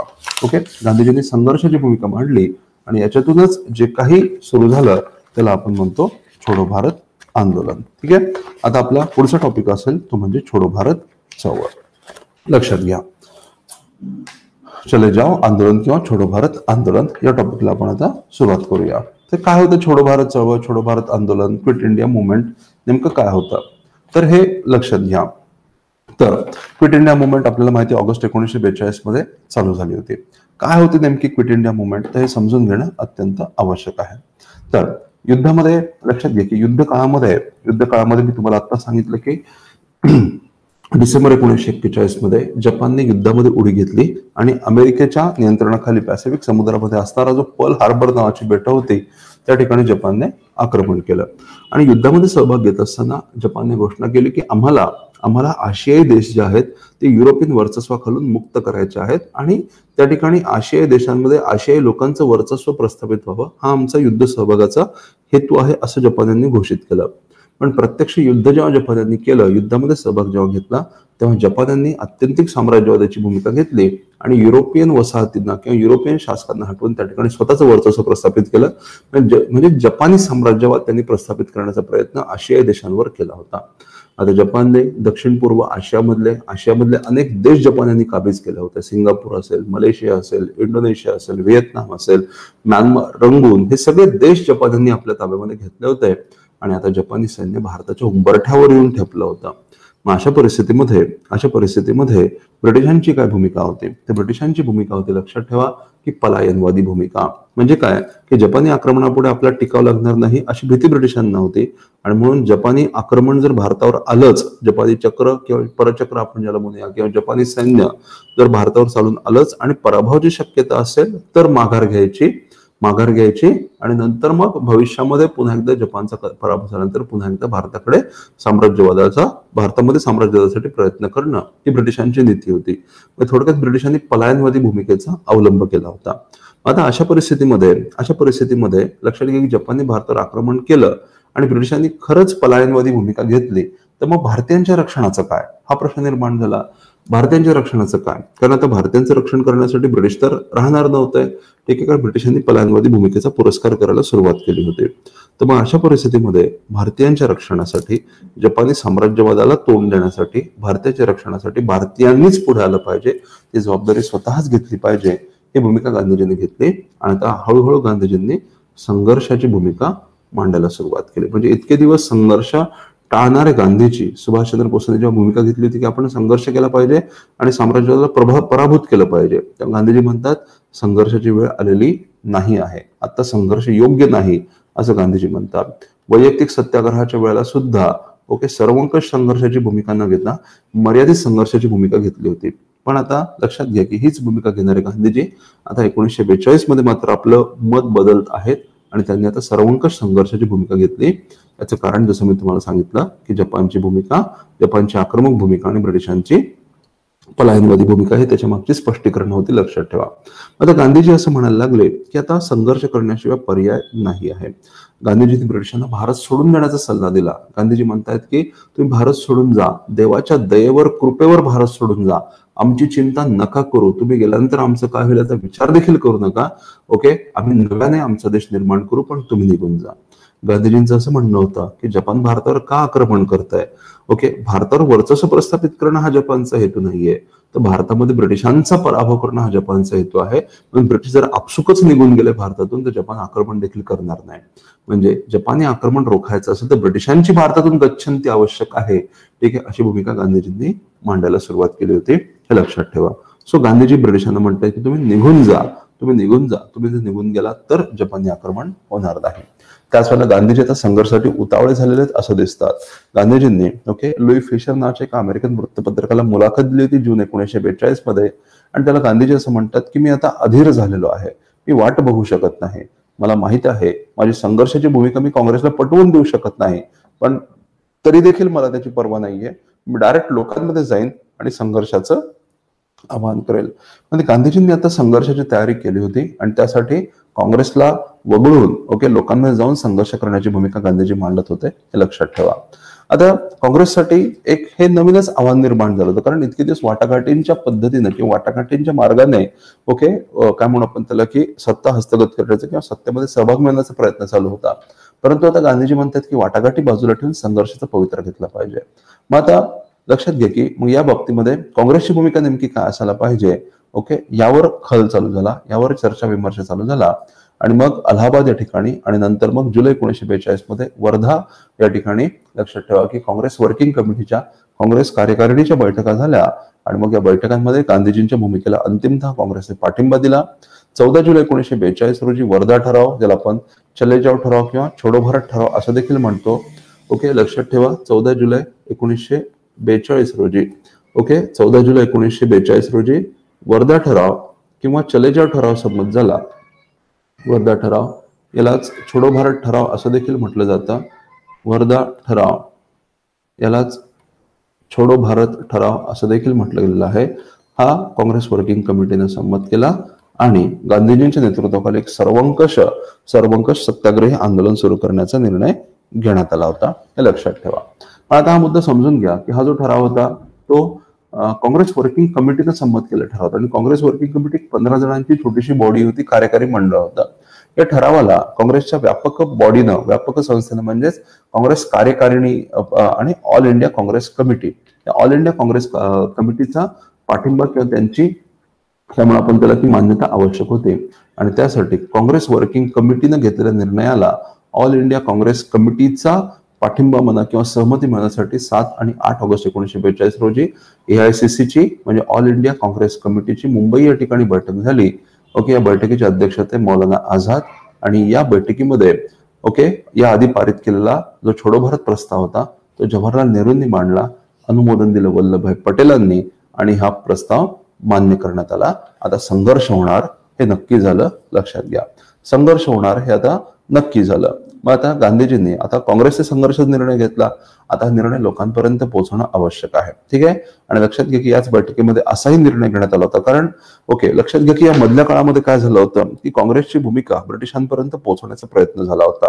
काँग्रेसची भूमिका काय आहे, काँग्रेसचं म्हणणं काय आहे हे ब्रिटिशांपर्यंत पोहोचवण्याचा प्रयत्न करण्यात आला होता. आणि त्याकरता काँग्रेसच्या प्रतिनिधी म्हणून, गांधीजींच्या प्रतिनिधी म्हणून मीरा बेहन म्हणजेच मॅडलिन स्लेड या व्हायसरॉयची भेट घेण्यासाठी गेल्या होत्या, लक्षात ठेवा. आणि त्यांनी सांगण्यात आलं होतं की काँग्रेसच्या, भारतीय जनतेच्या, राष्ट्रसभेच्या मागण्यांचा तुम्ही विचार करा आणि काय करू शकतो हे सांगा, अन्यथा आंदोलन केलं जाईल. परंतु व्हायसरॉयने अत्यंत कठोर अशी भूमिका घेतली आणि व्हायसरॉयने इशारा दिला की या बिकट प्रसंगी, कारण युद्ध चालू होतं ना, या बिकट प्रसंगी कोणत्याही प्रकारची चळवळ, मग भले ती अहिंसक का असे ना, आम्ही मान्य करणार नाही. म्हणजे ब्रिटिशांनी सुद्धा इशारा दिला की तुम्ही चळवळ केलीच तर ते आम्ही दडपून देखील टाकू. थोडक्यात संघर्ष होणार हे काँग्रेसच्या वतीने सुद्धा सिद्ध झालं आणि ब्रिटिशांच्या वतीने सुद्धा संघर्षाची भूमिका ही पक्की झाली होती, स्पष्ट झाली होती, ही लक्षात घ्या. मग आता अशा परिस्थितीमध्ये आपण काय करायला हवं हा प्रश्न निर्माण झाला, लक्षात घ्या. मग आता काँग्रेसच्या नेत्यांनी हा निर्णय घेतला की संघर्ष चालू झाल्यानंतर, चळवळ चालू झाल्यानंतर ब्रिटिश सरकार तात्काळ पावलं उचलणार आणि काँग्रेसच्या सगळ्या महत्वाच्या नेत्यांना अटकेत टाकलं जाणार. मग अशा परिस्थितीत नेतृत्व कोणी करायचं, जर नेत्यांना अटक झाली तर नेतृत्व कोणी करायचं हा प्रश्न निर्माण झाला होता. त्याला काँग्रेसने असा निर्णय घेतला की लोकांना अपील करायचं, नेते जर अटकेमध्ये गेले, नेते जर तुरुंगामध्ये गेले तर सामान्य जनतेने स्वतःला नेता समजायचं आणि काँग्रेसच्या चौकटीमध्ये राहून चळवळीचा कार्यक्रम पुढे न्यायचा. म्हणजे प्रत्येक व्यक्तीने, प्रत्येक सत्याग्रहीने नेतृत्व स्वीकारलं पाहिजे आणि काँग्रेसच्या चौकटीमध्ये राहून, काँग्रेसच्या सत्याग्रहाच्या नियमांच्या मर्यादेमध्ये राहून स्वतःचा नेता समजून त्यांनी चळवळ पुढे नेली पाहिजे, ही भूमिका आता मांडायला सुरुवात झाली होती, हे लक्षात ठेवा. मग हीच भूमिका गांधीजींनी 8 ऑगस्ट 1942च्या भाषणामध्ये मांडली होती. तर 8 ऑगस्ट 1942 रोजी गांधीजींचं ऐतिहासिक भाषण झालं गवालिया टँक मैदानावर. आणि या भाषणामध्ये गांधीजींनी लोकांना संदेश दिला की या क्षणापासून तुम्ही स्वतःला स्वतंत्र समजलं पाहिजे. आणि मी तुम्हाला एक मंत्र देतो, करो या मरो. या लढ्यामध्ये एकतर आपण स्वतंत्र बनू किंवा स्वातंत्र्य प्राप्तीच्या प्रयत्नामध्ये आपण मृत्यू पत्करू, पण कोणत्याही परिस्थितीमध्ये माघार घेणार नाही. संपूर्ण स्वातंत्र्य हीच आपली इथून पुढे मागणी असेल आणि या मागणीमध्ये जराही तडजोड केली जाणार नाही. त्यासाठी एक सर्वंकष आंदोलन आपण सुरू करणार आहोत, हे गांधीजींनी सांगितलं. आणि त्याच वेळेला गांधीजींनी लोकांना हा सुद्धा संदेश दिला की प्रत्येक स्त्री पुरुषाने काँग्रेसच्या दिलेल्या सूचनांच्या चौकटीमध्ये राहून आपापल्या क्षमतेप्रमाणे आंदोलन करावं आणि स्वातंत्र्याची इच्छा धारण करणाऱ्या प्रत्येक व्यक्तीने स्वतःचं नेतृत्व स्वीकारावं आणि लढ्यामध्ये स्वतःला झोकून द्यावे असं अपील करण्यात आलं होतं, हे लक्षात ठेवा. ओके. गांधीजी त्याचबरोबर हे देखील म्हणाले, म्हणजे गांधीजींनी लोकांना आंदोलनासाठी सज्ज तर केलं, एक स्फूर्ती निर्माण केली, प्रोत्साहन तर दिलं, पण त्याचबरोबर लोकांना हा देखील संदेश दिला की आंदोलन लगेच सुरू होणार नाहीये. म्हणजे गांधीजी म्हणाले की मला स्वातंत्र्य पाहिजे, आजच पाहिजे, आत्ताच पाहिजे, पहाटे पूर्वी मला स्वातंत्र्य पाहिजे, असं गांधीजी म्हणाले. ओके. आणि म्हणून ते काय म्हणतात, या क्षणापासून तुम्ही स्वतःला स्वतंत्र समजलं पाहिजे असा संदेश देतात. पण त्यासाठी चळवळ कधी सुरू करायची, तर गांधीजी म्हणतात की लगेच चळवळ नाही सुरू होणार, मी व्हॉइसरॉयला आपलं म्हणणं मांडायचं, आपलं म्हणणं पोहोचवण्याचा प्रयत्न करेन, मी व्हॉइसरॉयपर्यंत आपलं म्हणणं पोहोचवण्याचा प्रयत्न करेन, आणि त्यांनी जर प्रतिसाद नाही दिला तर मग मात्र आपण चळवळ करूया. म्हणजे मी अजून एक प्रयत्न करतो व्हॉइसरॉयपर्यंत पोहोचण्याचा. ओके. अशा शब्दामध्ये गांधीजींनी लोकभावनेला आवर घालायचा प्रयत्न केला होता. ठीक आहे. तर एक अत्यंत ऐतिहासिक भाषण म्हणून ओळखलं जातं. यामध्ये गांधीजींनी प्रत्येक समाज घटकाकडून त्यांची काय अपेक्षा आहे हे सांगण्याचा प्रयत्न केला होता. स्त्रिया, पुरुष, शासकीय नोकर, लष्करी अधिकारी, पोलीस, ठीक आहे, संस्थानिक, शेतकरी, या प्रत्येक घटकांनी या चळवळीमध्ये आपापल्या क्षमतेनं आपापल्यापर्यंत योगदान दिलं पाहिजे अशी गांधीजींची भूमिका होती. ठीक आहे. आणि म्हणूनच लक्षात ठेवा, हे आंदोलन खऱ्या अर्थाने सर्वंकष अशा प्रकारचं आंदोलन घडून आलं होतं, हे लक्षात ठेवा. लक्षणीय सहभाग आणि प्रचंड प्रमाणामध्ये लोकसहभाग या आंदोलनामध्ये आपल्याला दिसून येतो, हे लक्षात ठेवा.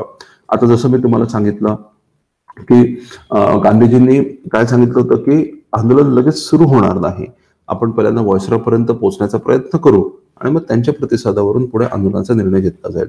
पण प्रत्यक्षात असं घडलं नाही. ऍक्च्युली काय झालं, झालं असं की जेव्हा गांधीजींनी आंदोलनाचा इशारा दिला तेव्हा आंदोलन रोखण्यासाठी शासनानेच पुढाकार घेतला आणि 8 ऑगस्टच्या रात्री 9 ऑगस्टच्या सकाळी सगळ्या प्रमुख नेत्यांना अटक करून टाकली. ठीक आहे. 9 ऑगस्टच्या सकाळीच, पहाटेच सगळ्या नेत्यांना अटक केली. गांधीजींना आगा खान पॅलेसमध्ये ठेवण्यात आलं होतं आणि इतर नेत्यांना अहमदनगरच्या तुरुंगामध्ये ठेवण्यात आलं. म्हणजे शासनाने आता एकदम कडवी भूमिका घेतली, कठोर भूमिका घेतली आणि जर कुठल्या प्रकारचं आंदोलन झालं तर आम्ही सहन करणार नाही, हा जो इशारा होता तो त्यांनी प्रत्यक्षात आणायचा प्रयत्न केला. आणि झालं असं की 9 ऑगस्टच्या सकाळी या सगळ्या नेत्यांना अटक झाली आणि 9 ऑगस्ट रोजी पुन्हा एकदा लोक जेव्हा गांधीजींचे शब्द ऐकण्यासाठी, गांधीजी संदेश ऐकण्यासाठी जमले, तर लोकांच्या लक्षात आलं की गांधी आणि इतर नेत्यांना अटक झालेली आहे. आणि मग अचानकपणे उत्स्फूर्तपणे आंदोलनाला सुरुवात झाली. आणि लक्षात घ्या, 9 ऑगस्ट 1942 रोजी छोडो भारत आंदोलन सुरू झालं होतं, हे समजून घ्या. 9 ऑगस्ट 1942 रोजी छोडो भारत आंदोलनाला प्रारंभ झाला आणि हे आंदोलन जे आपल्याला आहे ते 3 टप्प्यामध्ये घडून आलं होतं, हे लक्षात घ्या. तो पहिला टप्पा आहे तो 9 ऑगस्ट ते 13 ऑगस्ट या कालावधीमधला आहे. दुसरा टप्पा ऑक्टोबर ते नोव्हेंबर 1942 मध्ये घडून आला होता. आणि तिसरा टप्पा जो होता त्याला आपण भूमिगत चळवळीचा टप्पा असं म्हणतो, लक्षात घ्या. भूमिगत चळवळीचा टप्पा, तो पहिला जो टप्पा होता या टप्प्यामध्ये आपल्याला काय दिसतं, उत्स्फूर्तपणे आंदोलन झालं होतं. आणि हे आंदोलन जे होतं ते मोठ्या शहरांपुरतं मर्यादित होतं, शहरी भाग मोठ्या शहरांपुरतं मर्यादित होतं. मुंबई, पुणे, अहमदाबाद, त्याच्यानंतर दिल्ली आणि अलाहाबाद आणि इतर प्रदेशांमध्ये देखील आंदोलनाचं लोण पसरलं होतं, पण प्रामुख्याने शहरी भागामध्ये. आणि या काळामध्ये आंदोलनाचं सर्व प्रामुख्याने हिंसक आणि प्रतिक्रियावादी असतं. कारण का की गांधीजींना आणि इतर नेत्यांना अचानकपणे अटक झाली, लोकांनी आपला असंतोष व्यक्त करायला सुरुवात केली आणि परिणामी आंदोलनाला हिंसक वळण लागलं. म्हणून ह्या टप्प्याला ऑगस्ट क्रांती असं म्हटलं जातं, हे लक्षात ठेवा. ग्रेट ऑगस्ट अपरायझिंग आपण ज्याला म्हणतो, हा टप्पा जो आहे तो ऑगस्ट क्रांती या नावाने ओळखला गेला. मग आता दुसरा टप्पा चालू झाला. म्हणजे काय, आता दुसऱ्या टप्प्यामध्ये आंदोलनाचा सर्व देशभरामध्ये पसरलं आणि उघड स्वरूपाचं आंदोलन होत आहे. उघड स्वरूपाचं आंदोलन या काळामध्ये दोन्ही मार्गांचा वापर करण्यात आला होता. दोन्ही मार्ग म्हणजे कोणते, एक म्हणजे उघड आंदोलन आणि दुसरं म्हणजे सत्याग्रही मार्गाचं आंदोलन. उघड आंदोलन ज्यामध्ये हिंसक वळण आपल्याला दिसतं, सरकारी कार्यालय नष्ट करणं, सरकारी प्रॉपर्टी नष्ट करणं, दळणवळणाची साधनं असतील ती नष्ट करणं, शासकीय अधिकाऱ्यांवर हल्ले करणं, ठीक आहे, अशा प्रकारच्या कृती या काळामध्ये करण्यात आल्या होत्या. पण त्याच वेळेला प्रभात फेऱ्या असतील, शांततामय मार्गाने कायद्याचा भंग करणं असेल, ठीक आहे, अशा सत्याग्रही मार्गाचा देखील अवलंब करण्यात आला होता. या काळामध्ये आपल्याला सत्याग्रही मार्ग आणि हिंसक मार्ग दोन्ही मार्गांचा अवलंब झाला असं दिसतं. एवढंच नाही तर नोव्हेंबर 1942 मध्ये काँग्रेसने एक पत्रक काढलं होतं आणि या पत्रकामध्ये पोलिसांना आणि सैनिकांना हालचाल करणं अवघड जावं याकरता दळणवळणाची साधनं उद्ध्वस्त करण्याचा आदेश देखील दिला होता, हे समजून घ्या. म्हणजे कुठेतरी हिंसक मार्गाला आता एक स्थान मिळत आहे चळवळीमध्ये आपल्याला दिसून येतं जर आपण या पत्रकाचा विचार केला तर. ओके, तर या काळामध्ये लोकांनी काय केलं, सरकारी कार्यालयांवर हल्ले केले. ओके, त्याच्यानंतर शासकीय कार्यालयांवर तिरंगा फडकवण्याचा प्रयत्न केला. त्याचप्रमाणे रेल्वे रूळ उखडणं, टेलिग्राफच्या तारा उद्ध्वस्त करणं. ओके, त्याच्यानंतर शाळा कॉलेजेसचा त्याग करणं, प्रभात फेऱ्या, पत्रक अशा प्रकारच्या गोष्टी केल्या होत्या. कामगारांनी सुद्धा मोठ्या प्रमाणामध्ये संप घडवून आणले आणि राष्ट्रीय चळवळीला असणारा आपला पाठिंबा व्यक्त केला होता, हे लक्षात ठेवा. तर हे सगळं दुसऱ्या टप्प्यामध्ये झालं. आणि दुसऱ्या टप्प्यामध्ये लक्षात ठेवा की जसं मी तुम्हाला म्हणालो की देशाच्या विविध भागांमध्ये हे पसरलं होतं. बिहार, त्याच्यानंतर ईस्टर्न युपी म्हणजे पूर्व संयुक्त प्रांत, बंगाल, ओडिसा, महाराष्ट्र, कर्नाटक या भागांमध्ये आंदोलनाची व्याप्ती मोठ्या प्रमाणामध्ये पसरली होती. हा मुद्दा महत्वाचा आहे. ठीक आहे. आणि या काळामध्ये एक अत्यंत महत्वाची घडामोड झाली होती ती म्हणजे ठिकठिकाणी समांतर शासनांची स्थापना झाली होती, हे लक्षात ठेवा. तो समांतर शासनाची स्थापना ही या आंदोलनाच्या दुसऱ्या टप्प्यामध्ये झाली होती. हा मुद्दा समजून घ्या. बलिया, गाझीपूर, नागपूर, तामलुक, सातारा, तालचर, भागलपूर आणि संथाल परगणा या ठिकाणी ओके समांतर शासन स्थापन झाले. या समांतर शासनांच्या नेत्यांनी त्या ठिकाणचं जे ब्रिटिश सरकार होतं, ब्रिटिश स्थानिक गव्हर्नमेंट होतं, ते उलथवून लावलं आणि त्याची जागा स्वतः घेऊन कारभार करायला सुरुवात केली होती. आणि त्यांनी खऱ्या अर्थाने लोकांचा सहभाग असणारं लोकांचं सरकार देण्याचा प्रयत्न या समांतर शासनाच्या माध्यमातून केला होता, लक्षात ठेवा. यापैकी महाराष्ट्रामधलं साताऱ्याचं प्रति सरकार हे अत्यंत प्रसिद्ध आहे. क्रांतिसिंह नाना पाटील यांच्या पुढाकारानं हे सरकार, प्रति सरकार किंवा पत्री सरकार आपण ज्याला म्हणतो, ते स्थापन झालं होतं, हे लक्षात घ्या. सो प्रति सरकारांची भूमिका या काळामध्ये महत्वाची होती. यांना समांतर सरकार असं देखील म्हटलेलं आहे. पण आता जसं लोकांचा विरोध व्यक्त व्हायला लागला, तीव्र होत गेला, तसं शासनाने सुद्धा अत्यंत कडवी आणि दडपशाही भूमिका घेतली होती. आणि शासनाने आत्यंतिक दडपशाहीचा अवलंब करून ओके ही उघड तोपर्यंत त्यांची सुटका नाही. म्हणजे एक प्रकारे खंडणी वसुलीचा प्रयत्न झाला होता. ठीक आहे. आणि ज्या ग्रामस्थांनी खंडणी किंवा ते दंड द्यायला नकार दिला होता त्यांना अटक करणं, तुरुंगात टाकणं अशा प्रकारचे अनेक जाचक उपाय, अन्याय उपाय ब्रिटिशांनी केले. ओके, आणि या सगळ्या गोष्टींमुळे आंदोलनाचा जोर हा हळूहळू ओसरत गेला आणि 1942च्या अंतापर्यंत ही चळवळ उघड अवस्थेमध्ये चळवळ ही संपुष्टात आली होती, हे लक्षात घ्या. आता उघड अवस्थेमधली चळवळ संपुष्टात जरी आली तरी लोकांच्या मनातला राग काही संपला नव्हता, हे समजून घ्या. उघड आंदोलनाची अवस्था जरी संपुष्टात आली तरी लोकांच्या मनामधला राग काही संपलेला नाहीये. म्हणून आता लोकांनी एका वेगळ्या पद्धतीने आता आंदोलन चालना दिली होती आणि ती पद्धत म्हणजे भूमिगत आंदोलन होतं, हे लक्षात ठेवा. भूमिगत आंदोलन याच्यामध्ये समाजवादी नेत्यांचा पुढाकार होता. ओके, समाजवादी नेतृत्व, समाजवादी पक्ष म्हणा किंवा समाजवादी नेतृत्व म्हणा यांची भूमिका या भूमिगत आंदोलनामध्ये अत्यंत महत्वाची होती. यामध्ये कोणी कोणी नेतृत्व पुरवलं होतं तर जयप्रकाश नारायण, उषा मेहता, सुचेता कृपलानी, अरुणा असफ अली. माय मिस्टेक प्लीज, या ठिकाणी प्रिंट मिस्टेक झालेली आहे. ओके, अरुणा असफ अली असं असायला हवं, प्लीज हे दुरुस्त करून घ्या.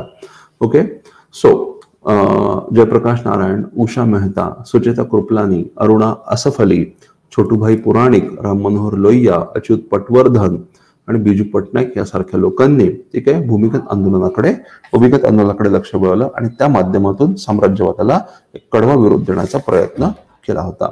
आता भूमिगत आंदोलन म्हणजे नेमकं काय करण्यात आलं होतं, लक्षात ठेवा. या ठिकाणी त्यांनी सशस्त्र क्रांतिकारी मार्गाचा अवलंब केला होता. यामध्ये दळणवळणाची साधनं उद्ध्वस्त करणं, पूल ब्रिज आपण ज्याला म्हणतो, पूल उद्ध्वस्त करणं, टेलिफोनच्या तारा उद्ध्वस्त करणं, त्याच्या तार यंत्रणा जी आहे ती उद्ध्वस्त करणं, रेल्वे रूळ उखडून लावणं. ओके, या गोष्टी त्यांनी केल्या होत्या. म्हणजे दळणवळणाची साधनं, वाहतुकीची साधनं नष्ट करून ठीक आहे शासनाला चळवळ दडपण्यासाठी एका भागातून दुसऱ्या भागामध्ये पोहोचणं अशक्य करणं आणि शासनाला आपलं कार्य करणं हे अशक्य व्हावं यासाठी हिंसक मार्गाने प्रयत्न करण्यात आले होते.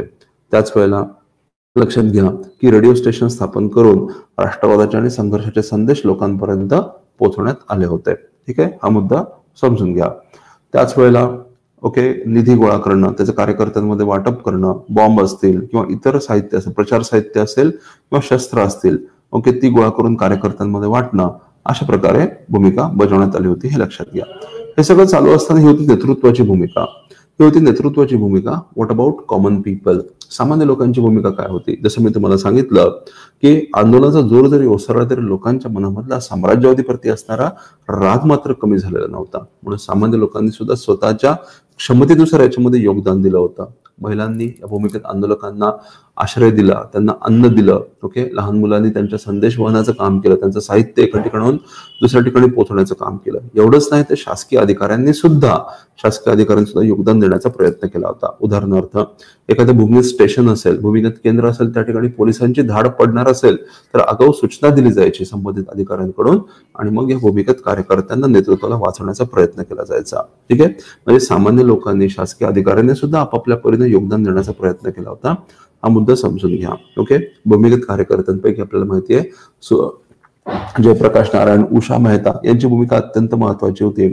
उषा मेहता यांनी Congress radio the voice of India या नावाने एक रेडिओ स्टेशन चालू केलं होतं मुंबईमध्ये. ते काँग्रेस रेडिओ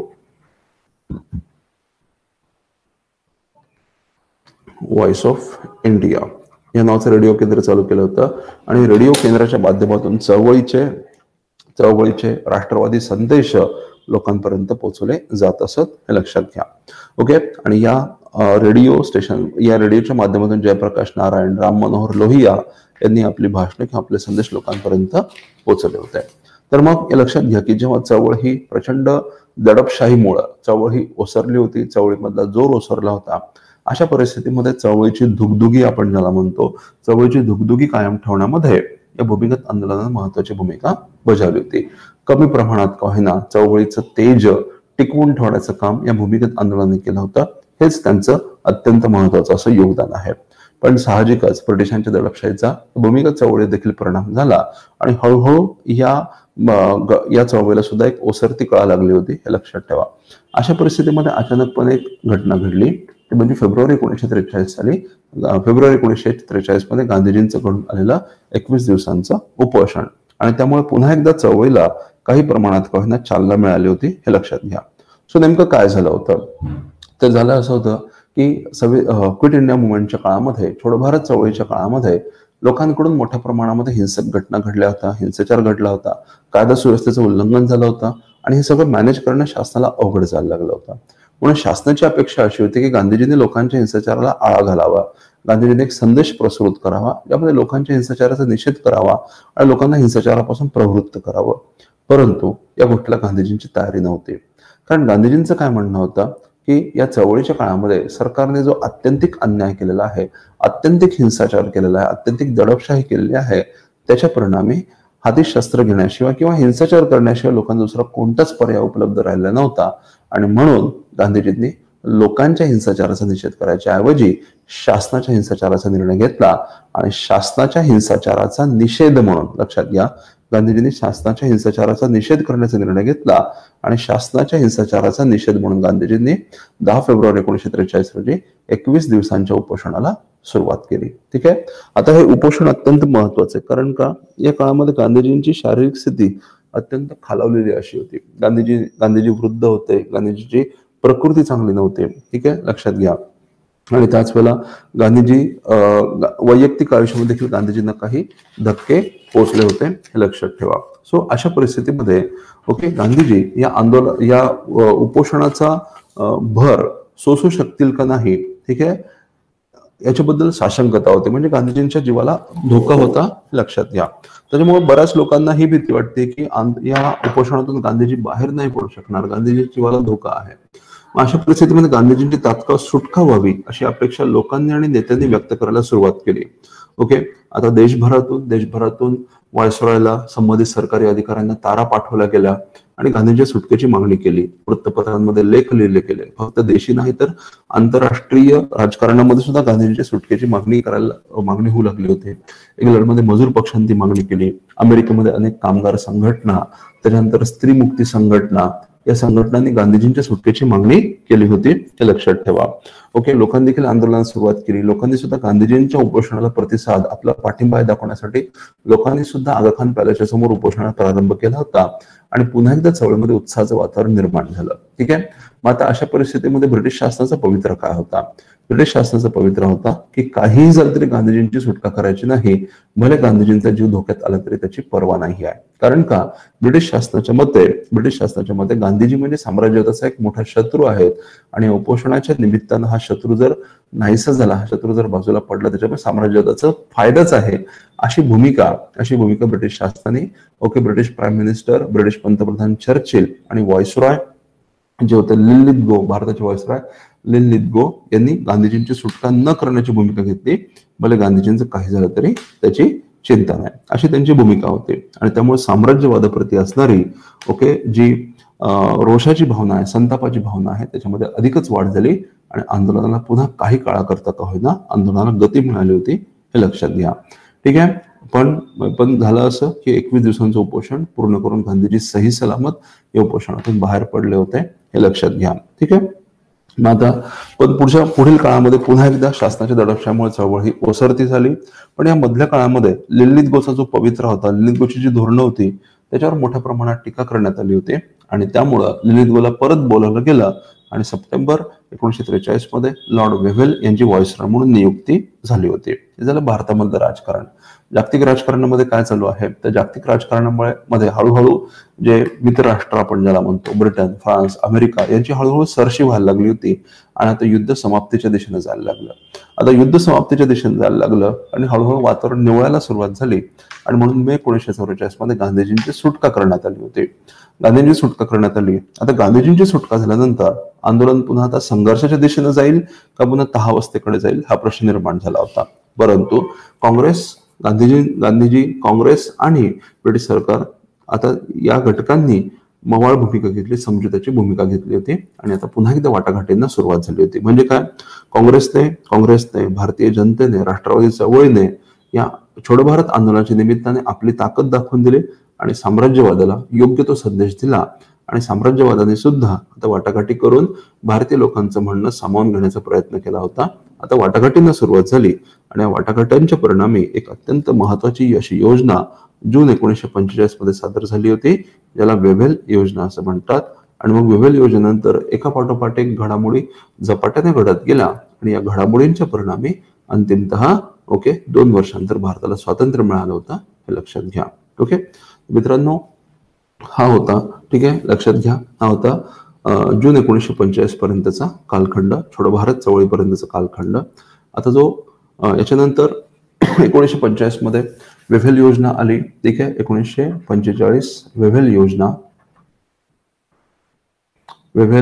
योजना, ठीक आहे. यामध्ये एक काय म्हणू आपण त्याला की केंद्र शासन गठीत करणार होतं, केंद्रीय कायदेमंडळ आपण ज्याला म्हणू, किंवा व्हाईसरॉयची एक्झिक्युटिव्ह काउन्सिल, व्हाईसरॉयचे कार्यकारी मंडळ.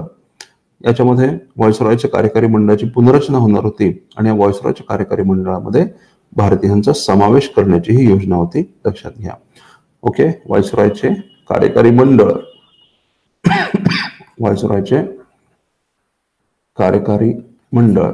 आणि या व्हाईसरॉयच्या कार्यकारी मंडळामध्ये भारतीयांचा समावेश करण्याची योजना होती. परंतु मुस्लिम लीगचे नेते जिना यांनी या योजनेला सकारात्मक प्रतिसाद नाही दिला, म्हणून ही योजना अपयशी ठरली. त्यानंतर लगेचच भारतामध्ये केंद्रीय आणि प्रांतिक कायदेमंडळाच्या निवडणुका झाल्या. त्या निवडणुकांमध्ये जातीवादी राजकारणाचा प्रभाव आपल्याला दिसत होतो आणि स्वतंत्र मतदारसंघाची जी मतं होती ती मुस्लिम लीगला प्राप्त झाली आणि राष्ट्रवादी जी मतं होती ती काँग्रेसला प्राप्त झाली होती. म्हणजे थोडक्यात मुस्लिम लीगच्या जातीवादी राजकारणाला बळकटी प्राप्त झाली असं दिसतं. आणि इकडे स्वातंत्र्याची मागणी जोरकसपणे होत असताना फाळणीच्या मागणीला देखील जोर चढला होता आणि एक नवीन प्रकारचं राजकारण निर्माण झालं.